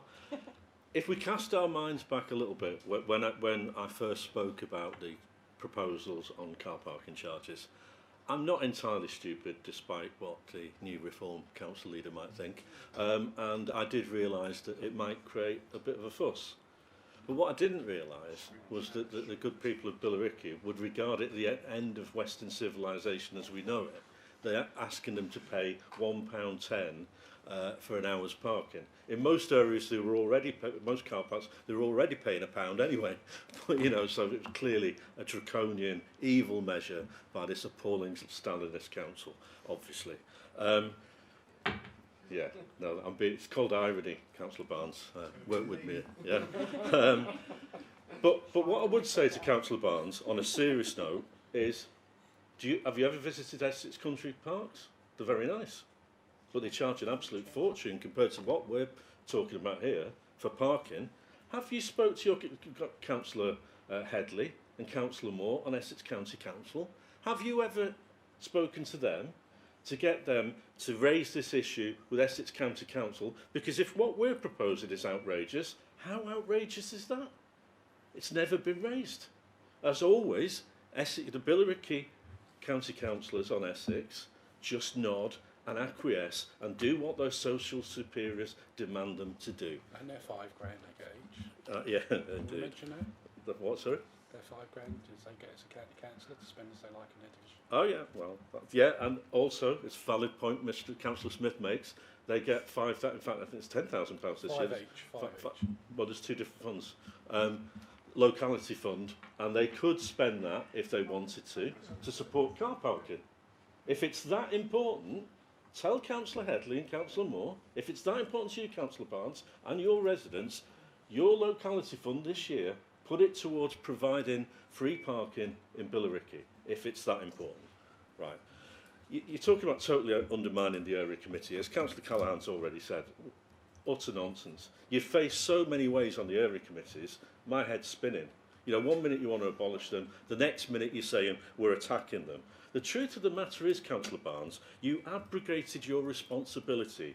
You said how important this was to your residents. You had the opportunity to fund it in the way that Wickford Area Committee did, and you didn't, because you were the ones making cheap political point. You were the ones making poxy videos that no one watched. You were the one doing all of that. So, like, let's be straight about this. Now, and to be fair as well, the door's still open. I mean, Councillor James Hendry, he's not a councillor, he's definitely not a councillor. James Hendry did a great job of talking to the park run organisers to reach an outcome that worked for everyone's benefit. The park run organisers are more than happy with the arrangement now. I mean, I'm sure you won't agree with that, but they are. It's still on the table. If the town council and the bid want to fund weekend parking, the door's open. We'll talk to them about it, but they've got to put their hands in the pocket, which they've been strangely reluctant to do. One thing I think was a little bit offensive, actually, you quoted David Harrison and his sterling work on area committees. Absolutely right. But it was David Harrison who came up with a practical, workable solution for Wickford in terms of the Wickford Town Council and the Wickford Area Committee funding free parking in what he identified as a significant issue for Wickford. You raised all those issues, but you weren't prepared to come up with a practical working solution to them. So let's hear what the truth of the matter is. And one of the standout facts that did emerge from the consultation, and again I have to give great credit to James Hendry for the work he did on this, was the importance of supporting the park run and junior park run at Billericay. So we have found a way of providing 3 hours, and it was the park run people, organisers, who suggested 3 hours, because that's why we didn't do 4 hours, their suggestion, not ours. So we worked with them, we come up with that solution. This is an eminently sensible, eminently reasonable proposal, and as Councillor Callahan said, we have moved so much on so many areas because we've listened to people. So I await the outbreak of general rejoicing in Billericay because we've done all of that. Thank you, Councillor McGowan. I think the point you raised there as well about Councillor David Harrison is a good one. We shouldn't forget his last ever meeting sat in this chair, whilst he'd been very, very ill even that day, was to put forward the amendment which has now been adopted in Wickford. So we will always remember that. Any other member of the committee? Councillor Smith and Councillor George. Thank you, Mr. Chairman. I can understand where this hue and cry comes from, and I don't direct my attack at Councillor Barnes because his hands are clean of the sin, but his colleagues are dripping in this sin. Now, when they approved the desecration of Dry Street, forgive me, Chairman, you'll understand why, and Councillor Callahan, but the desecration of Dry Street and the poor residents in Lee Chapel South who dread rainy days in summer because their homes get flooded, because that partial land shouldn't have been built on, this council got a £1 million plus new homes bonus. And there's a copper coin of that ever been spent on Nethermain and Langdon Hills. Not a copper coin of that new homes bonus.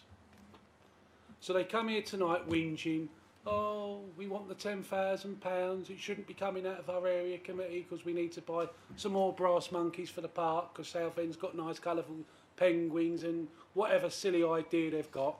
Well, that's their problem. They're trusted to run an area committee, and if they're not trustworthy to spend their money on important safety issues or other items that the public want, then they will be treated like children and direct action will happen.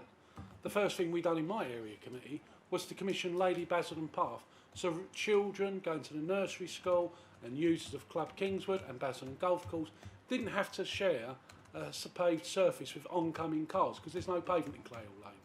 We put Lady Basildon Path down so no one would get hurt. But when I asked them when they was empowered to fit Lady Basildon Path, no money, because they'd already done the new homes bonus from the Wesley Green estate on making Billericay ultra great again. And when they come here tonight moaning, that is the mindset. If they had their way, they would speak to the Pope, rewrite the Bible and say Jesus was born in Billericay. But please help us find 3 wise men. Thank you, Mr. Chair. Thank you very much. Just been sat here listening to all of this, and I frequent King George's playground quite a lot. My boy's dad lives in Brentwood, I head that way. Just a quick look on Parkopedia. For me to go to King George's is £1.50 an hour. You're charging £1.10, so it's cheaper than what? Well, yeah, sorry. All right. It's still cheaper than Brentwood. And I have to say, I kind of agree with Councillor Barnes a little bit in that his area committee shouldn't be paying that. The town council should. But as the councillors, as has been said, if that is their main issue and it's all over Facebook, I try not to spend a lot of time on there if I can help it, but it is all over Facebook, the outrage of the parking. If that's the issue, that's where the money needs to come from. And the area committees, they do some fantastic work. Why would anyone want to take away the localised funding for the local areas? It just seems mad to me. Thank you, Councillor Major. I get blamed for everything in this place, but this was actually Aidan's fault. Good, right, members. I don't think anyone else has indicated to speak on this, in which case the recommendations are on page 115. All those in favour, please show. Thank you. That is unanimous. Agenda item number 12 is the investment partnership. Members will be aware that we came to Cabinet back earlier in the summer to look at the acquisition of Southgate House. This was a development that was susceptible to being purchased by a London borough and turned into under permitted development office to residential for temporary accommodation. The council intervened to acquire that building. The good news about that building is that it has a very healthy rent roll and that the council is actually making a profit on that building even after it's repaying its debt on the loan to buy it. What we are now looking to do is take this to the next step. So to start delivering, as we are already doing on Market Square and some of the other developments across the borough, how we're going to take this forward. And the proposal this evening is to create the Basildon Regeneration Partnership. And this is an investment partnership between the council and Thrive Health Hubs, who many will know are delivering the Eastgate Hospital at the moment. The purpose of this, as members will see, is looking at some redevelopment in the area. So hospital staff, key worker housing being in that area. So we know that we're going to have a huge number of jobs that are going to be created with the hospital going into the Eastgate. We've also got the CDC down the road coming in Pitsea. We've obviously got our hospital, which is a big bearer of jobs. So more accommodation for hospital staff and key worker housing. Step up and step down beds as well, so that we can get people in and out of hospital and then into the community and active as well. And then also looking at more retail facilities and hotel as well for those who are visiting patients, but also for those people working in the hospital as well. And there'll also be, when we bring forward the plan in the autumn for the arena, there'll also be evening usage on the hotel there as well. The council has looked at a number of options in terms of how we would take this forward ourselves, and the proposal that we are putting forward in terms of a regeneration partnership is the most economically viable. And this again is about the council sharing with a private sector developer that will be appointed by the partnership, sharing that cost, sharing that risk, so that it does not fall on the taxpayer to have to fund all of that as we move forward. And the council therefore is putting land into the deal as opposed to putting any cash in and getting some of its money back. We are going to bring forward a full business plan to our meeting on the 11th of September. There is minimal legal setup costs that the council is being asked to approve this evening. The board will consist of Ms Lyons, Mr Tizard, myself, and an investment partner representative. Decisions will crucially be made by consensus, so any one of the parties will have the right to veto, which is critically important as well as part of the governance. And I think from our perspective, financially, this gives us an opportunity to make good on our investment and to start seeing the regeneration come out of the ground. And as we bring the business case back, we won't get into it now because we don't want to talk about part 2 items in part 1, but we will have an option as to whether or not we take a capital receipt or whether we take a longer term lease payment to help with the general fund as we go.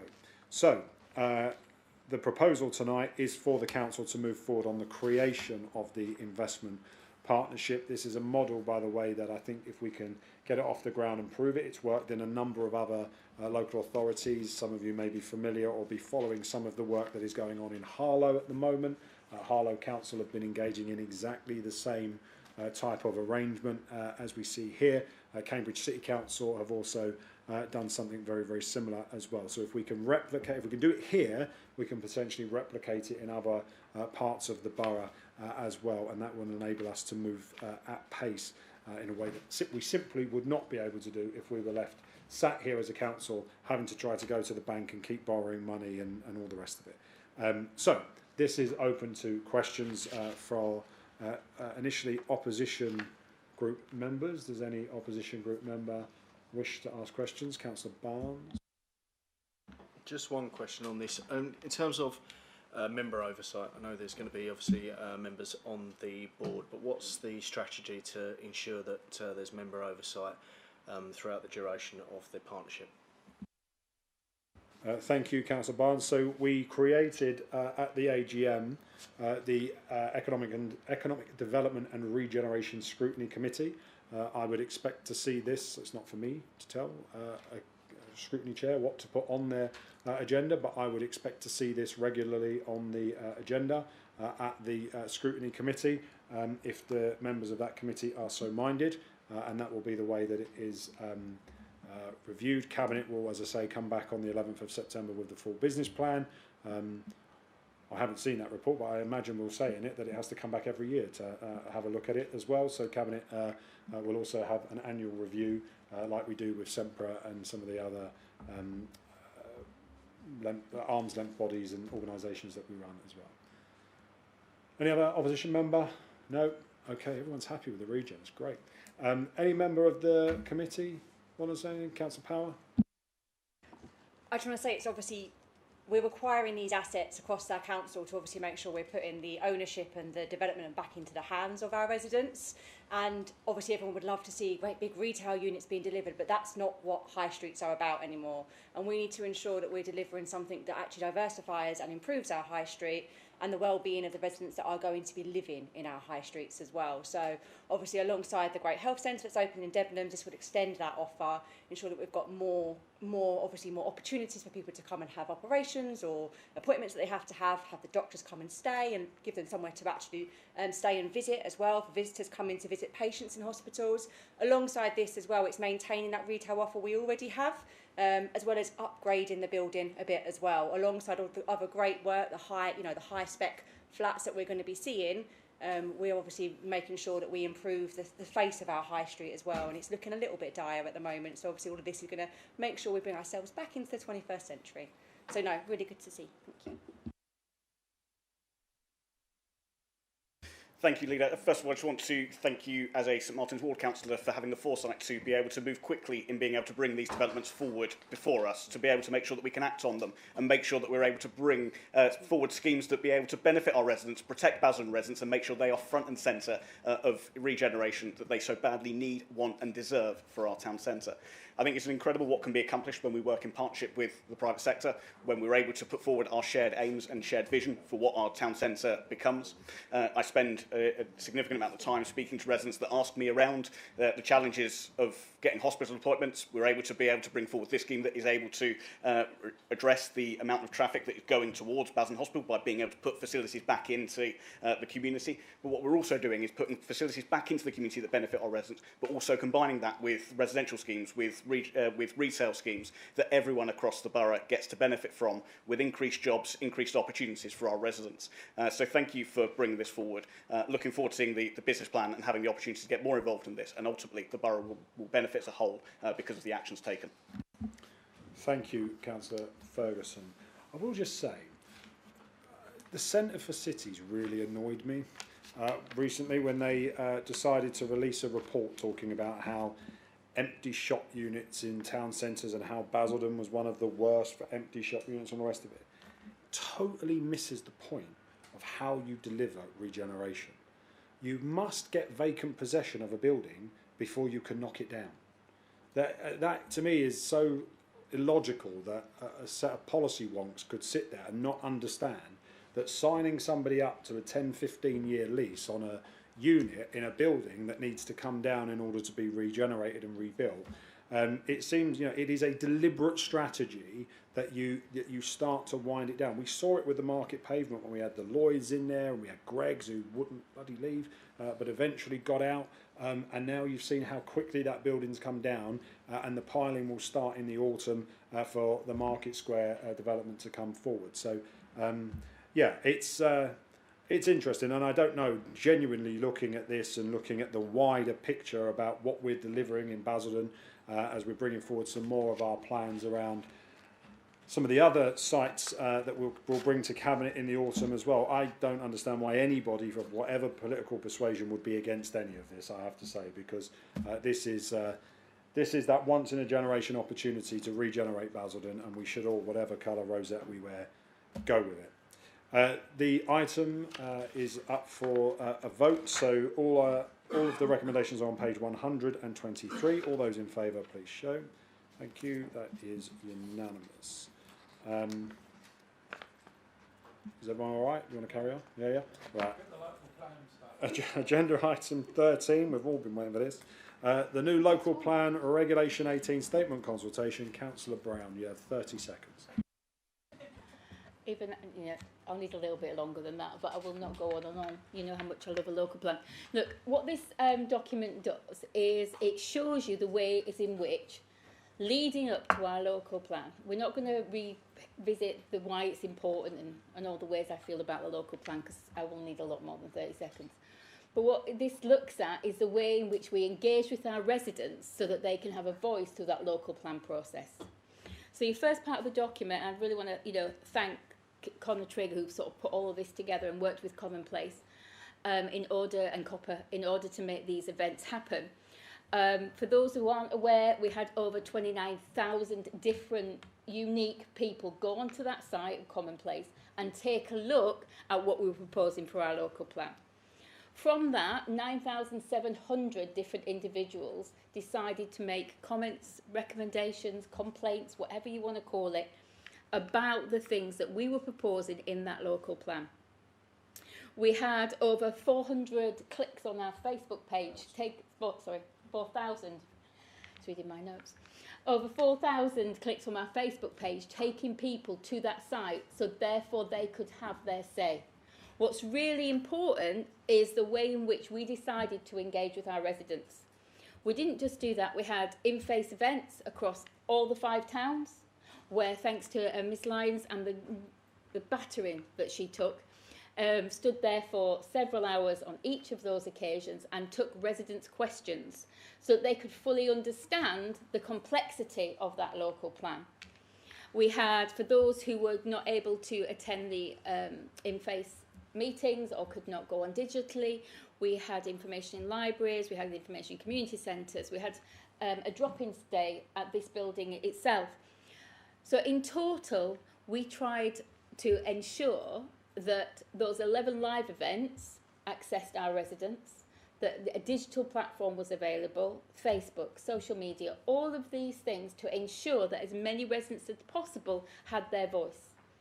I recently met again with Commonplace whilst I was at the LGA event, and they're now looking at the way in which Basildon use their platform, and they want to use it as a case study, because it's not just about that platform, it's the way in which this council decided how we're going to reach those hard to reach residents, how we're going to ensure that as many people as possible have a voice through that whole process, rather than just listening to the loudest voices. And so I'm really proud of the work that my team did during that time to ensure that as many people as possible have a voice. The second part of this document looks at, after we've listened to all of these comments, what have we done about it? And this is where Mr. Kay's team comes into their own and their expertise, ploughing through those different comments and categorising them and looking at what does that say about the things we are proposing in terms of sites at this time. Following that, the key studies that we're going to continue with is we need to do a grey belt study, looking at, obviously due to changes in legislation, what previously was green belt now can be categorised as grey belt. What does that look like in terms of our plan? We need to do some transport capacity modelling. Lots of residents at the time said, okay, these are your housing sites, but where's the infrastructure? The infrastructure comes following the consultation on those sites, and that's what we're looking at at the moment. We're also looking at flood risks, we're looking at water cycle study, looking at how that feeds into it. We'll do a whole plan viability assessment, specialist housing and employment needs evidence. So as you can see, there are several more stages throughout this plan. We've also, through the consultation 18.2, updated some of our policies to more fully reflect the changes in legislation, and we also consulted on our Basildon Town Centre master plan, which the leader alluded to earlier. As a result of all of this, we are now moving forward with those next steps. Those next steps will then inform our Regulation 18.3 consultation, which will take place in the autumn. The consultation and paper that you've got in front of you tonight did go before scrutiny, and the chair of that scrutiny committee has asked that the 18.3 that goes ahead in the autumn also comes before them. That will be a far larger consultation in terms of the information provided to residents, in terms of site allocation and the infrastructure that would support that, in order that we're moving forward to a robust plan that can go under scrutiny. If you've got any questions, I'm happy to take them. Mr. Kay is also here tonight who can answer the more technical questions, and obviously Ms. Lyons is also here for you if you have other questions on the consultation that I can't answer. Thank you. Thank you. Any opposition member? Councillor Barnes. Yeah, thank you, Chairman. I'm not going to go over the whys and wherefores of the local plan. You'll all be relieved to hear. But just a question, really, in terms of and a lot of these policies that were asked about last time, something like 80% of respondents were against the things that were being proposed, and yet these are still going ahead unchanged. So how do we reassure residents that their responses are going to be taken seriously, and that what they feed back into these consultations will actually affect the overall local plan when it finally comes to fruition? Sorry, Councillor Barnes, just to be clear, you said 80% of residents were against the policies we proposed. Which policies are you highlighting there, sorry? I said some of the policies. 80% of the respondents were against, for example, some of the areas and bits and but some of the suggestions that were made. The comments were overwhelmingly negative when we're looking at what the council were proposing, and yet we still seem to be continuing on with that. I think you're actually talking about sites as opposed to policies. The two things are separate. Is that, am I correct in that? You're asking about, you're talking about sites here, not policies? Well, can I come back on that? I'm talking about both, really. So both policies and sites. The public have got concerns about both areas. This is obviously you would have engaged with your members that were at the scrutiny committee meeting, because this is obviously something that's for scrutiny. You can see in this report the actions we have taken following the comments that residents made in terms of the further information that they're requiring, whether that's the transport, whether it's strategic sites, whether that's the infrastructure, the water side, grey belt, etc. And that is what our next steps are covering. Thank you. Any other opposition member? No. Any other member of the Cabinet? Councillor Smith. As someone who hates local plans, it's like worse than a horror film. You get to the end and it survives. At least with Dracula, you can put a stake through its heart and it's gone, dealt with. But I just particularly wanted to thank you yourself, Mr. Chairman, and Councillor Dale Brown.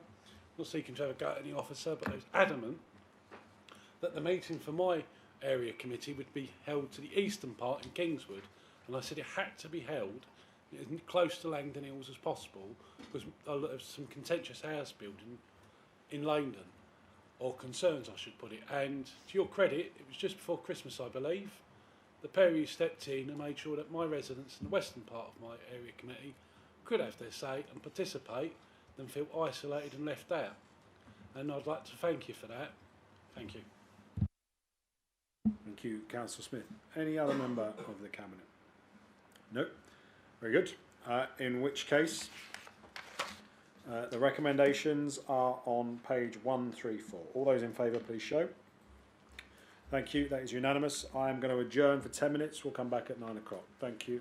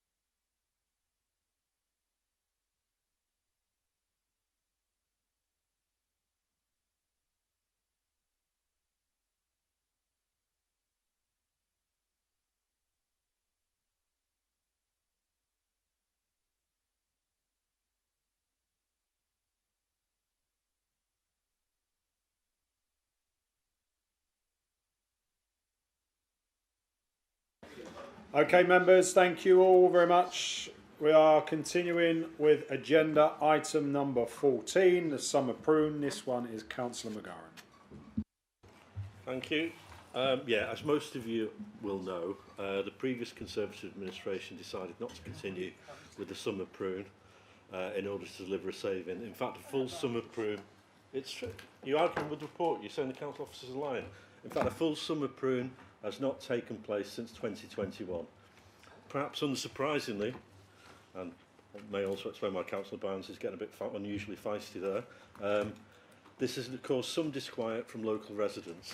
A reduced summer prune did take place last year under this administration due to resources being redirected from grass cutting services. And I'd like to thank James Hendry and his team for the work they did to make that possible, because it did make a significant difference.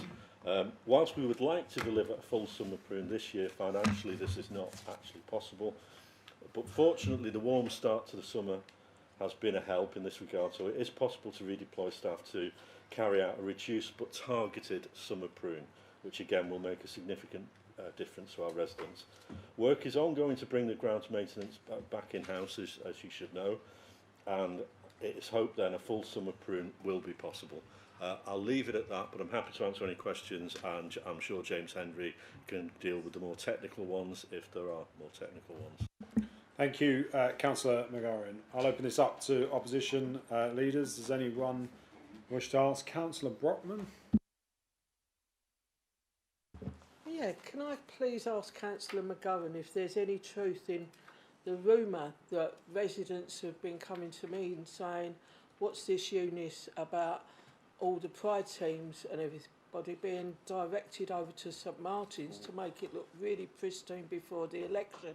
And they said that even the bins were so clean they didn't dare use them, left the rubbish outside.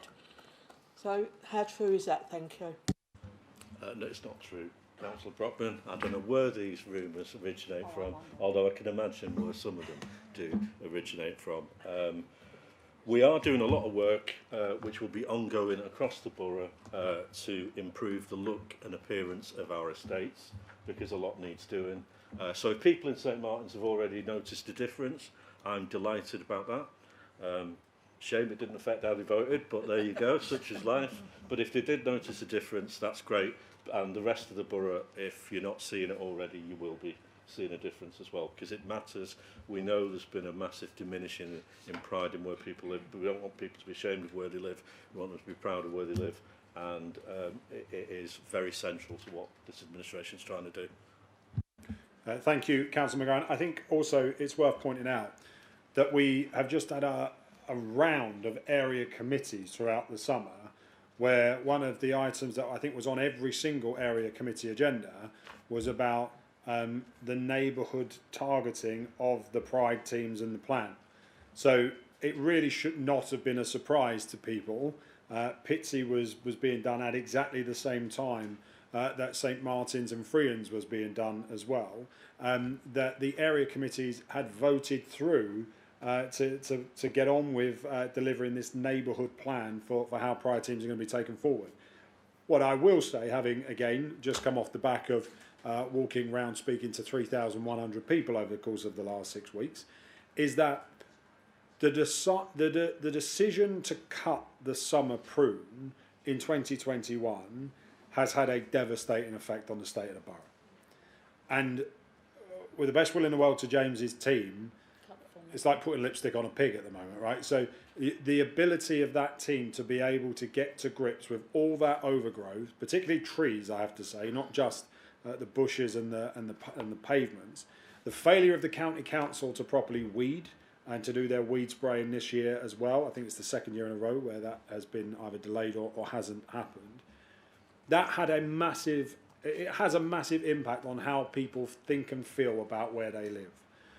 And so the question for us tonight, but also the question for us in the budget setting going forward, is are we going to, as a council, go back to thinking of getting the basics right, and in my opinion, cutting the grass, trimming the bushes, doing the weeding, collecting your bins every week.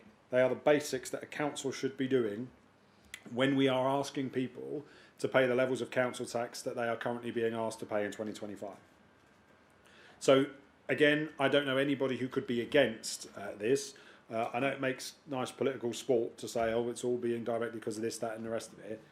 There's a clear programme of decisions that were taken throughout the summer before an election was even called anywhere in Basildon or in Wickford, highlighting exactly how we were going to take this neighbourhood plan forward, because after a year of being in administration, Councillor McGurran, Councillor Ferguson, Mr Taylor, Mr Hendrick had been working on putting together this plan for our parks, public spaces and our pride teams. And I think, you know, as I said before, it's a devolved matter to the area committees. If area committees don't want to pay for it, if they don't want to do it, they don't have to. That's up to them. They can use the money for other things.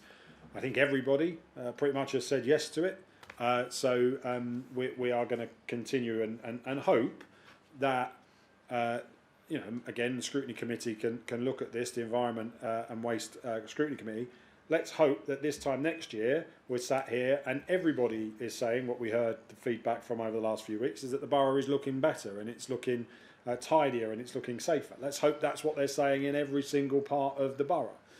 This is about, as I said, I think we're about 8 weeks into this programme across the borough. So let's see how this pans out. But what I hope residents can see from the report tonight is that the council and the administration and the cabinet is absolutely committed to getting the borough looking and feeling better than it has for a very, very long time. That is going to take more than 6 weeks, 8 weeks worth of work, given that we haven't done it properly for 3 years. But hopefully we are going to move in the right direction with this.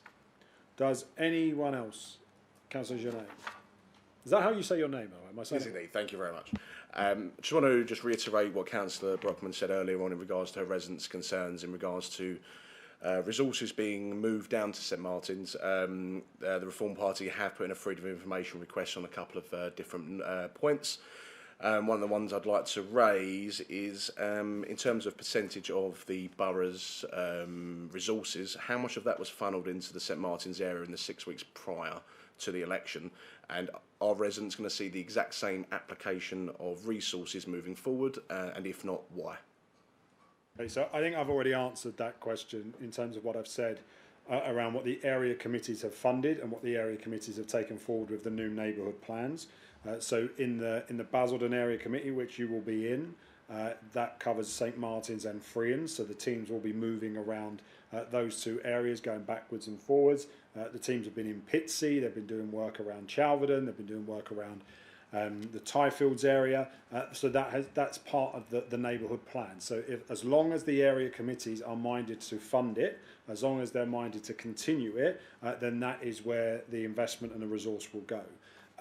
As ever with these things, I'm sure Mr Hendry would say, we'd always like more people. We'd always like more staff. It's very difficult to bring the staff in, to train them and then retain them, because it is a very labour intensive job, and we do have a lot of churn in our staffing in this area.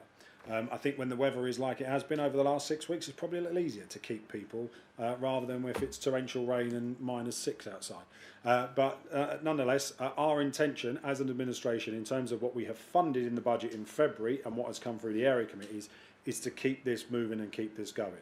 You've put in an FOI, I'm sure the monitoring officer has heard that, that will be dealt with in the proper way.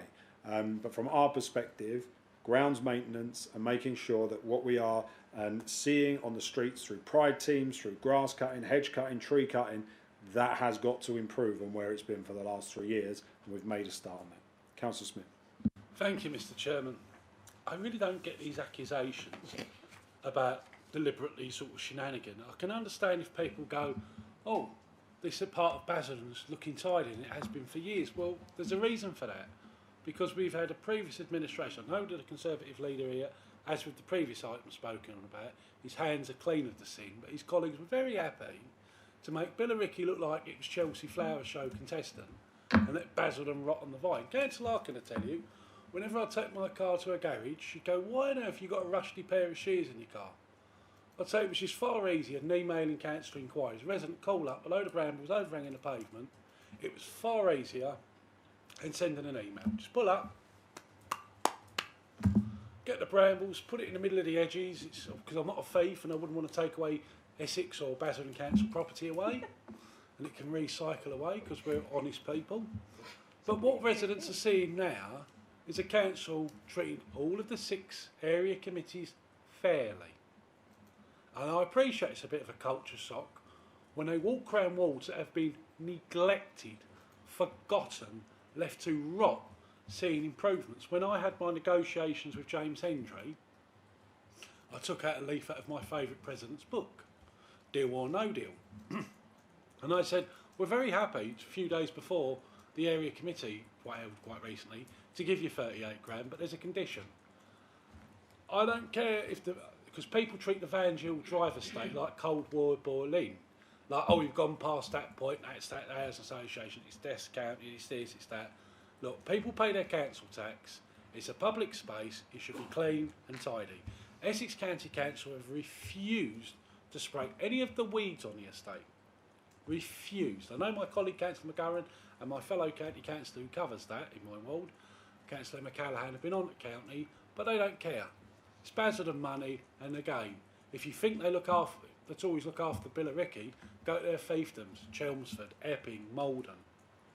You know, they're spotless because it's our money. Our resource they're stealing from us.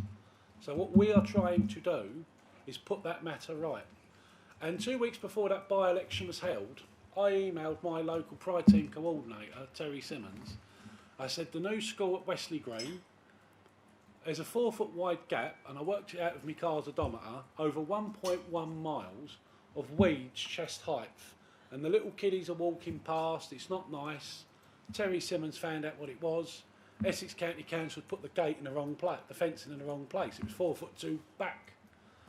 And they never laid turf, they never laid grass, but they took the money from the people who bought homes over there and done it on the cheap. So I asked that Terry Simmons, a week before the St Martin's Day polling day, Terry Simmons had his crews down there, strimming those weeds, 1.1 miles worth, and a 4 foot wide strip, all fresh, all clean and tidy. I can name Melbourne Path that was done, and other areas in my ward. There's a long list of smaller multitude ones. But the standard that we have seen on this council, where Basildon is meant to rot, while north of the 127 is treated like a Chelsea flower contest, has to end, and it has ended.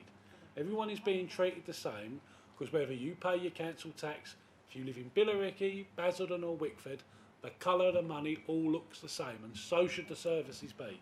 Everyone treated fairly. And I'd like to thank Councillor McGurran for getting this sorted, because even a partial summer prune makes a difference, because we cannot use the herbicides we used to be able to do to treat the brambles, which would kill them off, because unfortunately you trim the brambles, several weeks later they're back with even longer bramble stems with all sharp thorns. So this is why the summer prune is so important, and having those pride teams. So when members of the public or councillors ask for the pride team, can you come down this path to a school? The brambles are several feet overhanging the pavement. No problem. Done. Where in the past, me, and I know you yourself, Mr Chairman, when you was councillor for Pitsea North West, you had your own stint with shears. We've all had a go at that. Shouldn't be the case. Because who'd want to be stopped by the police with a rusty old pair of shears in their boot? You're giving these guys ideas about what to put in next in their next complaint about me. Councillor McGeorge. Thank you very much. So a year ago today, I walked out my door, my car was not there. The reason the police could not use the CCTV is because the bushes blocked the view. We've got estates that are overgrown, you can't use parking spaces, you can't walk down to your car, you can't get past the pathways. This is imperative to our residents, who the first thing they see when they look out their door is overgrown bushes. This makes their morning that little bit brighter by going, oh look, I haven't been forgotten about, actually it looks like it's well taken care of. It's a fantastic thing, a good use of money, and any money we can stick in that's a fantastic thing. I think. No, I was just going to say. I think it's right, and I think we should pass messages back to our teams and our staff that the residents over the last few weeks have really noticed the positive difference, and they are very grateful. It kind of breaks my heart, I have to say, a little bit, when a resident stops in the street, gets out of their car, comes up to you and thanks you for cutting the grass in their local area. That should be a standard thing that a council is doing. and it shouldn't be something that people are so grateful for. But as Councillor Smith alluded to, places particularly south of the A127 have been neglected for the last 3 years under the Conservative administration previously, and that as a consequence our residents have got themselves or the estates that they live in have got themselves into a really, really difficult position, and we are going to fix it, and that is the start of it. Councillor Power. Yeah, having spent the last 6 weeks walking around the borough and having to climb through various bushes just to knock on doors, I am glad the area of Basildon's finally getting this service. But I just want to point out a couple of things. This by-election was called around the beginning of June, the week of the 9th, I think it was the 12th.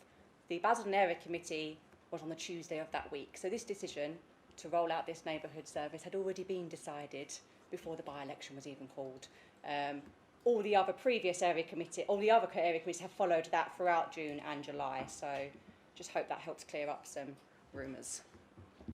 I'm looking forward to seeing it all over Facebook. The facts later on. Good luck. Yeah, I'm sure we will not.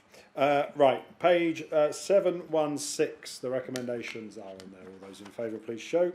Thank you. That is unanimous. Agenda item 15 is the infrastructure funding statement for 2024-2025, and this is Councillor Brown.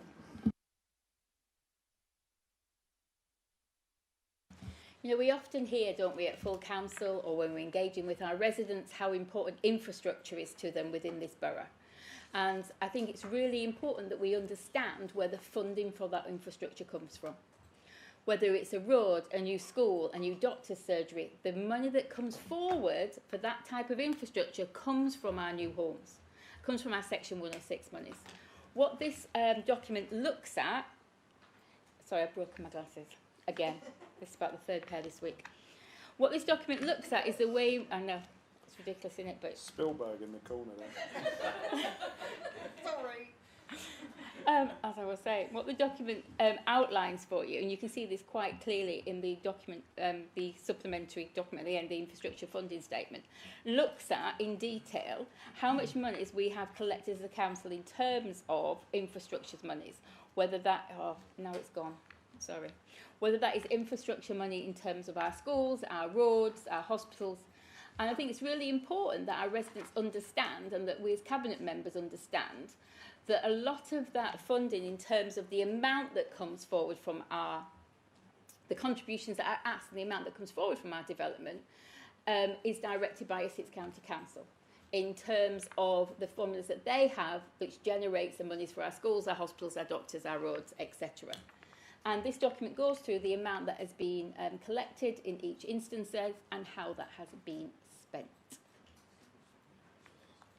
Cool. Very good. Thank you. I think it's also never a bad time to remind people that Essex County Council are currently sat on £140 million of unspent Section 106 money. That is money that should be being spent right now on building GP surgeries, hospitals, new roads, new strategic transport links, but they are not doing that. I think when you look at page 723 and you see the agreements in 24-25 that the council is expecting in terms of its contributions, I think it's galling, is it not, that actually with the planning applications that passed through this committee, we actually secured £16.7 million in infrastructure money from the planning applications that came through this council, and yet we are only expecting to hold here within our own purse 1.5 million of it. The sooner we get out of Essex County Council and we can keep that money here and we can spend that money on the infrastructure that our residents are desperately after, the better for everyone. Just following on from that, I think it's really important that not only do we recognise from the work that's been done that Essex County Council are one of the big offenders for hanging on to money. The previous year, they were the biggest offender, not only for hanging on for money, but having to give money back to developers. That is really, seriously, gave money back to developers that we had collected for infrastructure that they had not spent on our roads, on our schools, on our hospitals, doctors, dentists, whatever infrastructure that money had come forward for. So not only are they holding on to it and not spending it and stopping our residents from having the infrastructure they need, they give it back to developers. The lunacy. Does any opposition member have any questions? No. Any member, Councillor Smith? Thank you. I do want to carry on from Councillor Brown's recent point, but I'll just start off with a question. On page 733 is that lovely scam of theirs, RAMS, where a planning application in Basildon has to pay this scam tax, whatever county calls it. We're not the net beneficiaries. It's places well out of the way on the coast, and they're profiteering out of us. With local government reform, can we say goodbye to RAMS and that money stays within the new authority? Put it into the consultation that is currently being run into this. Miss Lyons, save us. So RAMS deals with the impact of new development on our coastal areas, and we haven't got a coastal area at the moment. So we could argue that we could step out of the it's not an Essex County Council matter. It's the boroughs which actually have a direct impact on the coastal areas. So there's not all the boroughs in or districts in Essex. So there's about 4 that aren't included. Because we will then have a coast, we could argue that both ourselves and Thurrock could then contribute to our own smaller RAMs and do it that way. But we have to have that to meet the habitat regulation requirements. Thank you. Before I go to my point, another part of Boris's Brexit sellout. We could have pulled out of that scam. But anyhow, the point Councillor Adele Brown was making about county giving back money to developers, there was an incident in my division when I was first elected, Cherrydown. The developer who built the flats on Cherrydown East gave £250,000 at the time to Essex County Council to pay for a new zebra crossing. Their favoured contractor got the quote wrong, and they wanted another £250,000 from the local highways panel, which it didn't have. And that year they took 85% of the funding away for a scheme in Chelmsford. So as such, the money was handed back to the developer, that £250,000, but I discovered the county made 37 grand profit. So is that the real truth? Why county sits on 106 agreement payments, not to deliver the service, but to make a profit? And if any of those top Tories and top developers happen to be at the same Masonic Lodge or Dinner and Dance, I'm sure they'll feel the brotherly love. Okay. Points noted, Councillor Smith. Anyone else on this one? No, very good. The recommendation is on page 721. All those in favour, please show. Thank you. Agenda item number 16 is the youth hubs, and this is Councillor Ferguson.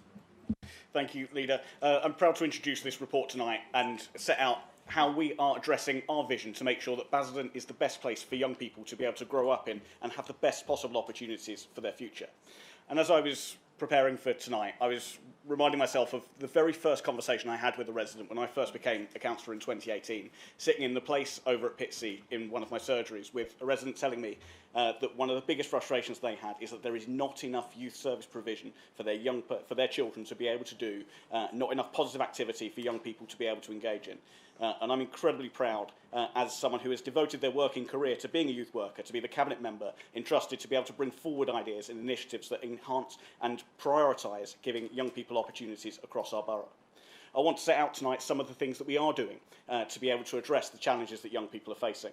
Over the last few months, we've set up satellite youth centres across the borough. Just last week, we were proud to announce that Whitmore Court, based in Freelands, is going to be home to Flex Youth Club, who provide invaluable support to young people across the borough. I've been to see the work that Miriam and the team at Flex do on many, many occasions. I want to pass my thanks on to them for the work that they do engaging young people across our communities in making sure they have positive, safe spaces and nice activities to be able to engage in with positive role models, setting themselves up for the future. We're working with ATF, who provide enormous youth service provision across the borough, to be able to set up provision over at James Hornsby School, using our position to be able to bring organisations together and be able to connect services to make sure that young people have activity to be able to do. We've been able to leverage our position with our leisure facilities. you might have seen over social media, members will have seen over social media over recent weeks of our Everyone Loves a Friday Night programme. Councillor McGurran and I were only a few weeks ago went to take part in Everyone Loves a Friday Night, some very competitive games of football, badminton, table tennis, dance, you name it, it was offered over at the Sporting Village. A great opportunity for young people to be able to come together through sport, offering positive engagement on a Friday evening. What we're also able to do is be able to use our position to be able to leverage funding, being able to create safe spaces for young people to be able to take part in activities. Over the last 9 months alone, we have applied and been successful in receiving £432,000 investment from Sport England for play zones, which are pending planning permission, going to Whitmore Park and in Elm Green over in Pitsea.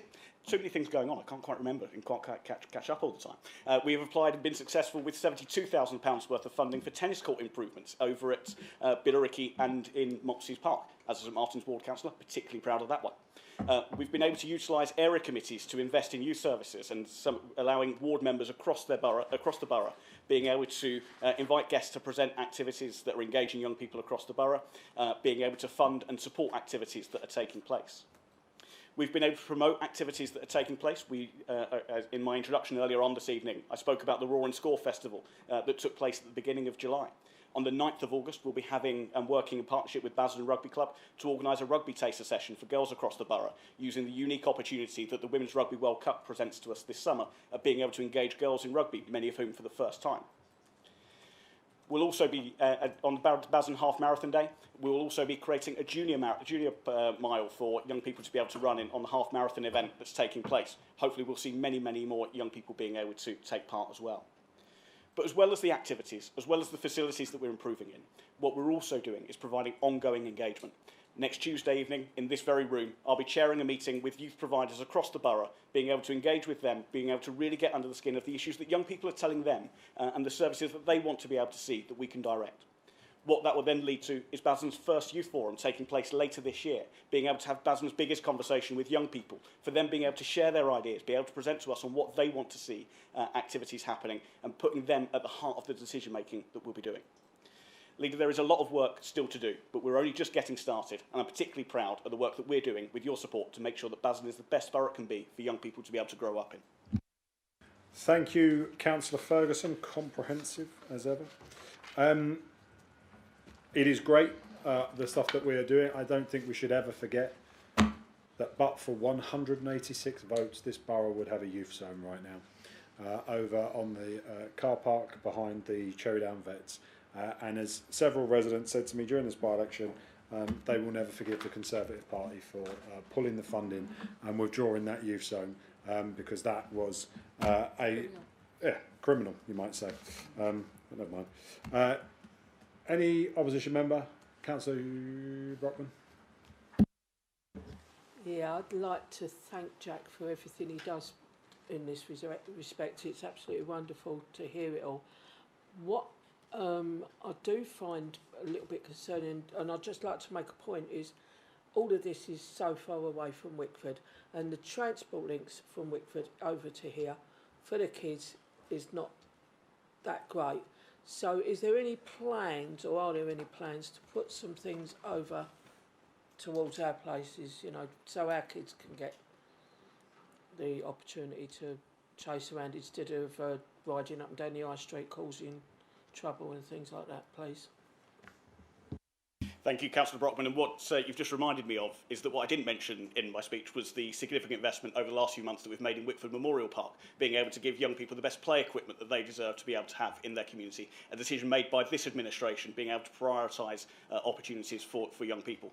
As I mentioned, next week I'm looking forward to chairing a meeting with youth organisations across the borough and being able to work in partnership with them, as we've shown successfully in Basildon and elsewhere, that we can really be able to put young people at the centre of the work that we're doing. And I look forward to seeing that happen in Wickford as well. Thank you. Councillor Genet and then Isabel. Thank you very much. Just want to say thank you again to Councillor Ferguson for everything he does in regards to youth services. Obviously, as we know, the youth services have deteriorated over the last few decades.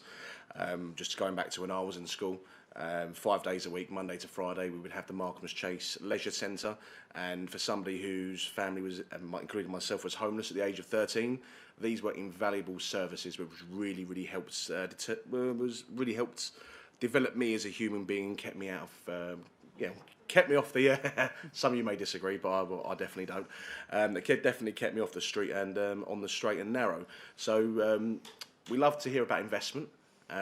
Obviously, in youth services is something we definitely need.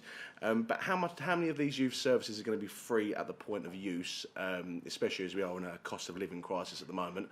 I see that some of these services are offering for £2.50 to £5 an hour over at the Sporting Village. How do we expect our young and are underprivileged to be able to afford this?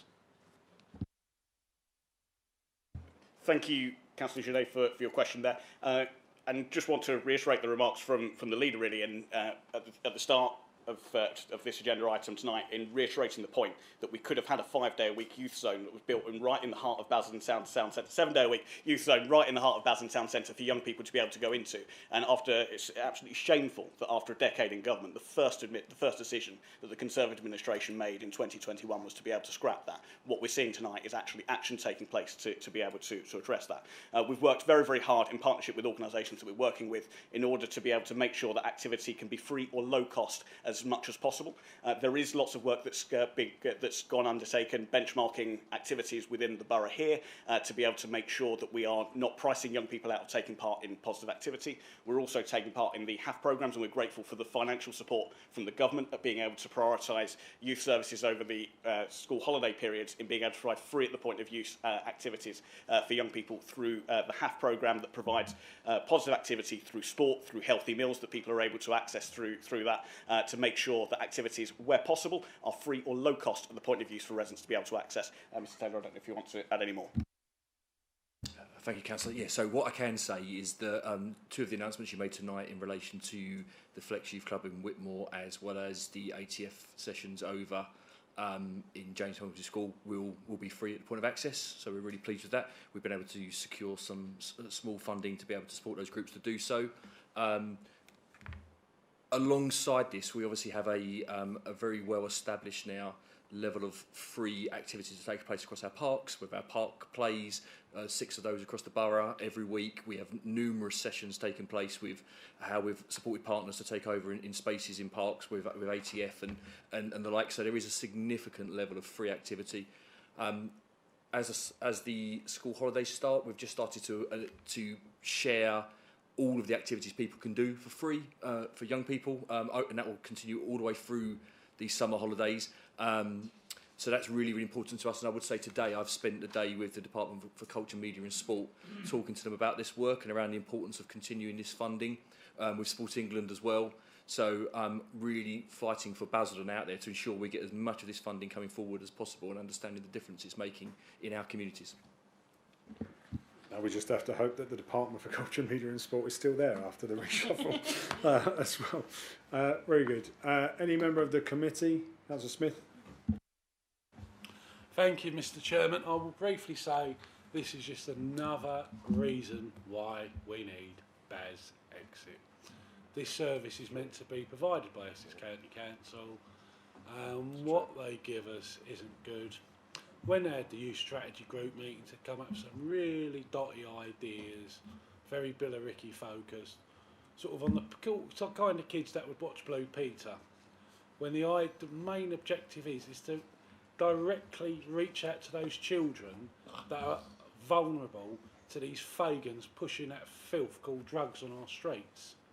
And the activities Councillor Ferguson's put forward tonight is going to help, because if a kid is in the potential grasp of these vile county line drug dealers, there's a chance to grab them and save them, because these big wigs dealing that filth tend not to get banged up, but it's the ones doing all their legwork, making them really rich. They're the ones who get their collar felt. So these are really important, and come May 28 we can have that custom made thing. But I just want to say one other thing. I don't know if you was there in the Chamber at County Hall, Councillor McGowan, but you definitely weren't there, Emma, was when this subject of youth zones come up. And the sheer disgust in the administration's tone when it come up, the concept of Basildon having a youth zone. It should be Chelmsford, it should be Colchester. They just do not understand.